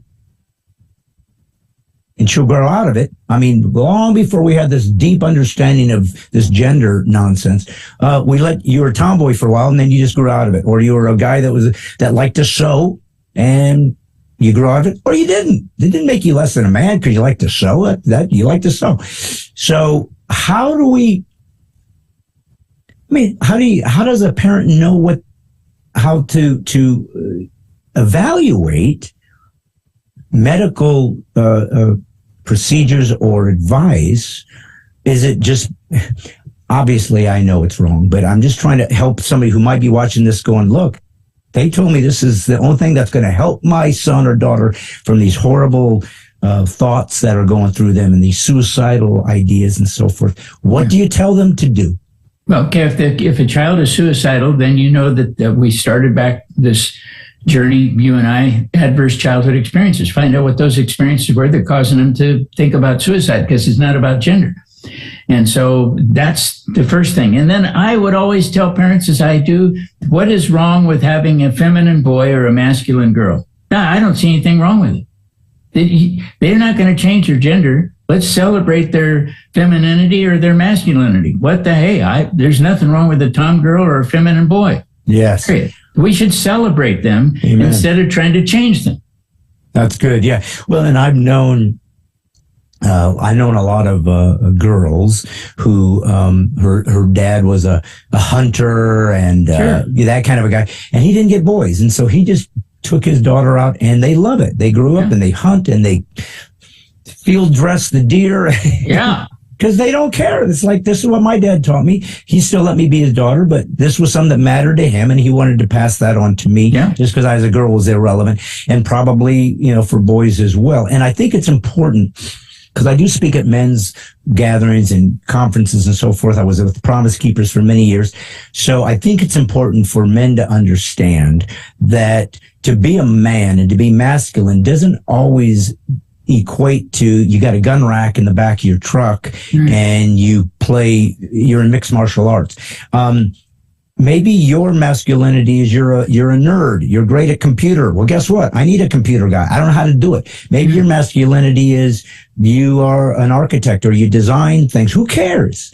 Just be great at what you are and be okay with that. But don't disgrace this beautiful possession of your gender that you were given, but instead honor it however that takes you. So let me ask you this then, as we get sort of towards the end, though this is amazing discussion. I'm so, again, grateful for what you do, because you have such an expertise on this, deeper than anybody normally could have, because you've actually experienced it on an existential level. But how do I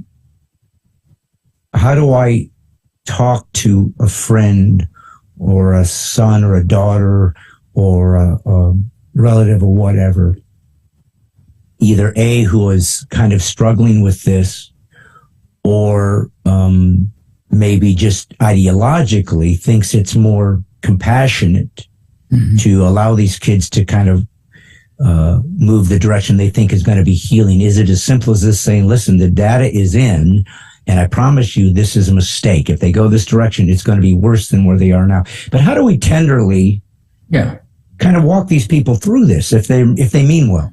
Well, what I do is I have the parent, when they call me about their child, I said, okay, does your child have a computer?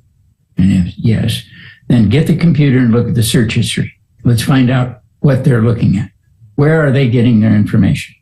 And then I'll sit down and ask them again, what happened that caused you to do this? Where are you getting your information? Right? These are important things. Don't just take the child saying, I'm transgender as factual. Where did the information come from? Who's doing the indoctrination? Who's doing the teaching? We need to understand that the LGBT is a cult. Yeah.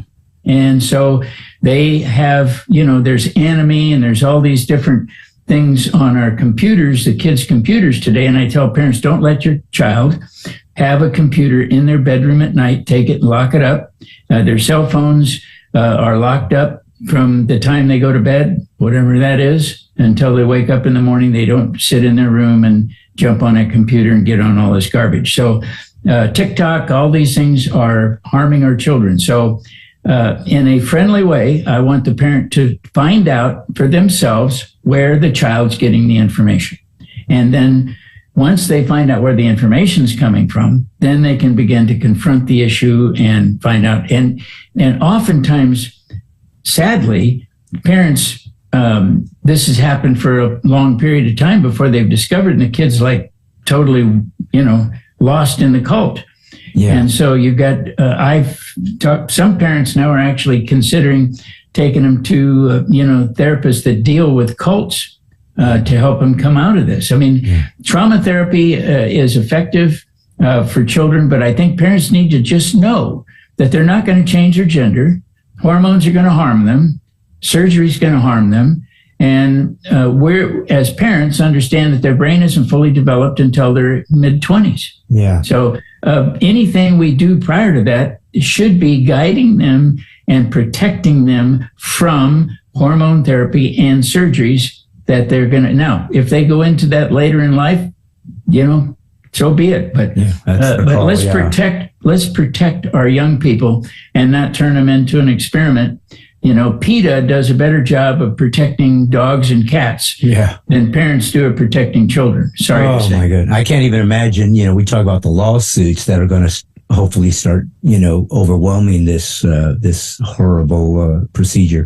But I also wonder what's going to happen to the psychology of parents who are going to start looking at what has happened to their children and that they facilitated it, and how they're going to grapple with that psychologically in the future, because they're going to realize I did this to my own. I was supposed to be the protector and I destroyed him. And it's just going to leave a psychological mess all around this nation. It already is. I was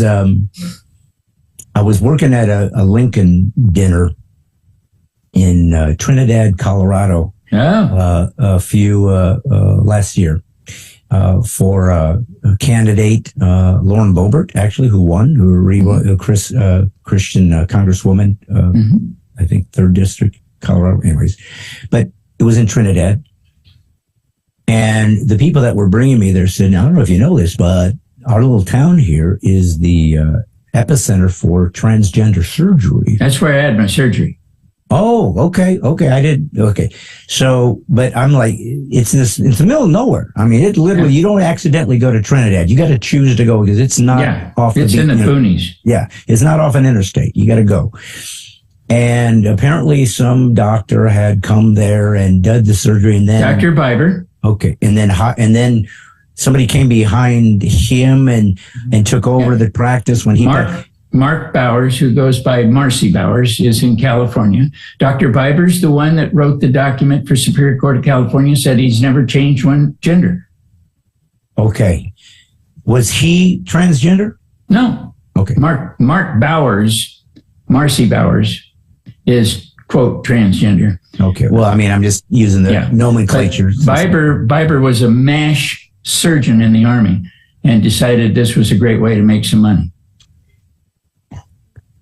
Christine Jorgensen. Yeah. There was a movie about him in the 70s. Yeah. Which I guess was the first American. Yeah. And he went to Sweden maybe or Switzerland or something. I don't know. Yeah. So they were doing something there, I guess. But isn't this mainly an American phenomenon?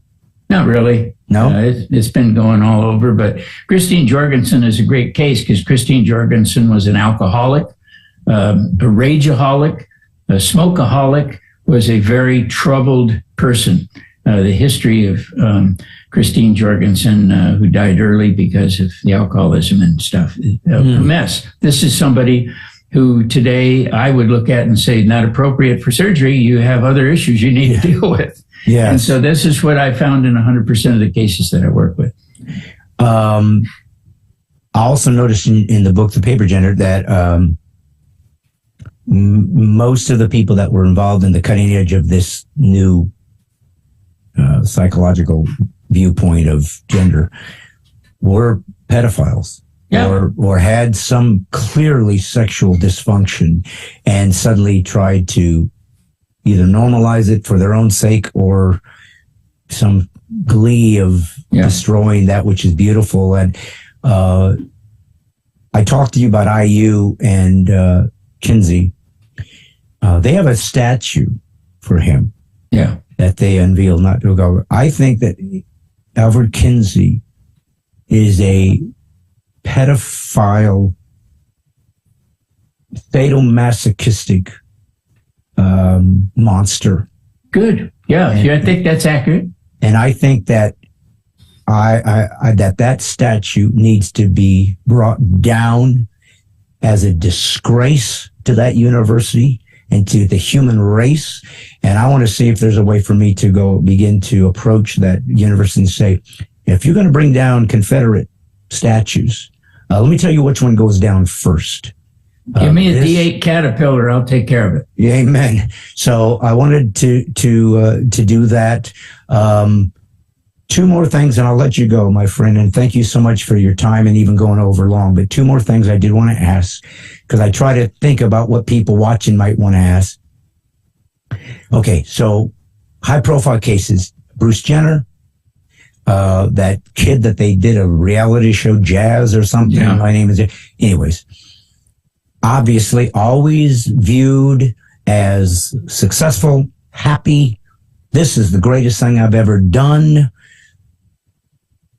Now, clearly, you have a particular ministry, counseling towards those who regret and want to get their life back in whatever shambles they have discovered it and see if they can Jazz was a mess. Yeah. Jazz was one of the biggest messes there is. Jazz was totally unsuccessful. That was a dramatic failure. There's nothing successful about that at all. And Jenner himself, when he was being interviewed by Diane Sawyer, admitted that one night he paced back and forth thinking about suicide. So, these are not, Jenner's worth $100 million. He can do anything he wants. Jenner is just another case maybe and I'd love to sit down across from Jenner and have a conversation with him. But I think we're being misled by celebrities who have, Jenner's always been at the top of his game. He's been a celebrity all his life. When he came back from winning the Olympics, he was standing in his front yard and a local Porsche dealer delivered him a new Porsche. And his 17-year-old brother said, "Hey, can I drive this?" And he handed his little brother the keys, and the little brother got in the car and went and picked up his girlfriend. 45 minutes later, they were both dead because he ran into a pole. And then Bruce Jenner crashed on the Pacific Coast Highway and resulted in the death of a lady because he crossed over, whatever happened. So we have three traumatic events in Jenner's life that when I talk about trauma, I always look for something that was a precursor of death, some kind of issue. I look at that and go, he didn't want to be the guy who did that. That's my take on it. Interesting. Yeah, I see what you're saying. Right or wrong. So you're saying that from your experience, and you certainly have more than most of these butcher doctors,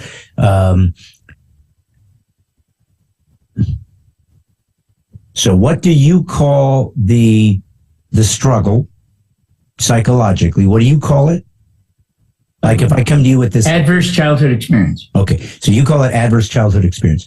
Okay, so people that come to you with that try to find a way to overcome this trauma, and they'll do it either through alcohol, drugs, sex, overwork, over successful, and some choose, maybe it's my gender. So it's simply a psychological trauma that they just haven't learned how to effectively and productively overcome, just like every human being who suffers something and tries to figure out how to negotiate in a way that's going to have an outcome that is productive. So this is the channel they choose instead of alcohol or something else. And some of the people choose alcohol, drugs, and this as well. So, so I think if our compassion, to me, is helping people prevent them from going down this path where 10 or 15 years later, they're going to be writing somebody. I'm not going to be around forever. I mean, I had a guy who used to write me all the time and say, "Shut up, old man. I'm sick and tired of you. Hurry up and die." He would write me about every 2 months. He was outrageous with his effing me off and all that stuff. And so I remember, after getting several of these things, I wrote him back one day and I said, you just need to be patient. I'm 80 years old. I'm not going to live very long. So, I think I've never argued with anybody who hates my guts. I don't care. That's their thing. Whatever they scream at me tells more about them than it does about me. And I feel for them. And so, well, clearly it's their own suffering from their own trauma that causes somebody to hate another human being who's simply making themselves available to someone who's saying, I don't like what has happened to me, and I don't know how to get out of it. And virtually nobody is giving me the dignity of it, saying, this was a mistake. Will you help me? And that is even worse psychological trauma, because they can't even come to you and say, this has hurt me worse than the trauma that started this. Can we please be given equal dignity? They're not given that option. You're not allowed to say this doesn't work. You're not allowed to say there's another way to see this that isn't good and isn't positive, and people need to be aware of this. So I guess that's how I would conclude this. Obviously, your ministry, your counseling, your life's mission is to help people through navigating this world that they feel they are stuck in and they need to get help out. Yeah. So obviously, the people you hear from are those who consider this a failure, a negative experience, and and mistake. But to try to finish fairly,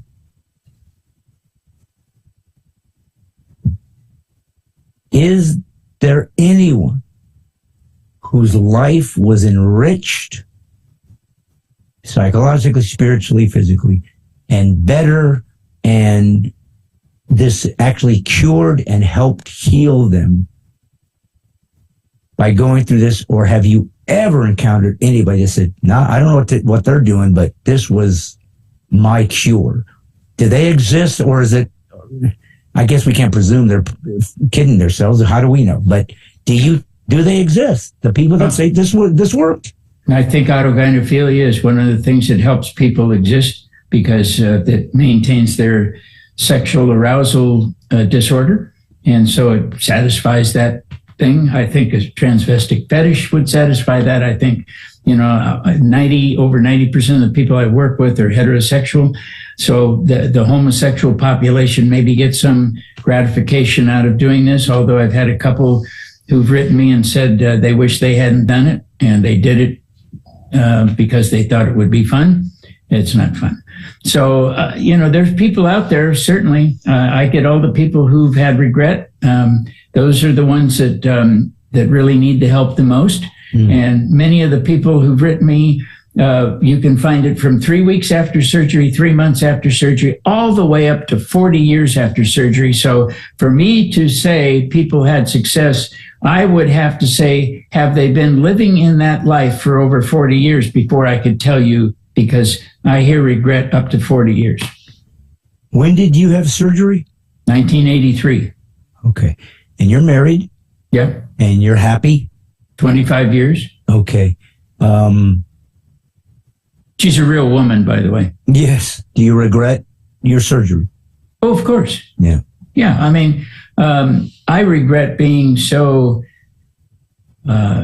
foolish and so uninformed to think that somebody could, change my gender. I regret mostly that I didn't understand the link between sexual abuse, emotional abuse, and psychological abuse to not wanting to be who you are. Because back in those days, they didn't know about adverse childhood experiences. Yes. And so if and I work with the people to go back and discover these things. Many of the people discover this after the fact because we're just learning about this. So, I regret, but I don't want to have any regret about staying silent and not doing everything I can within my power to help people for free.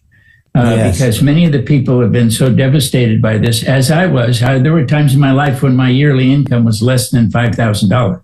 And I was living in a camper shell on a lot.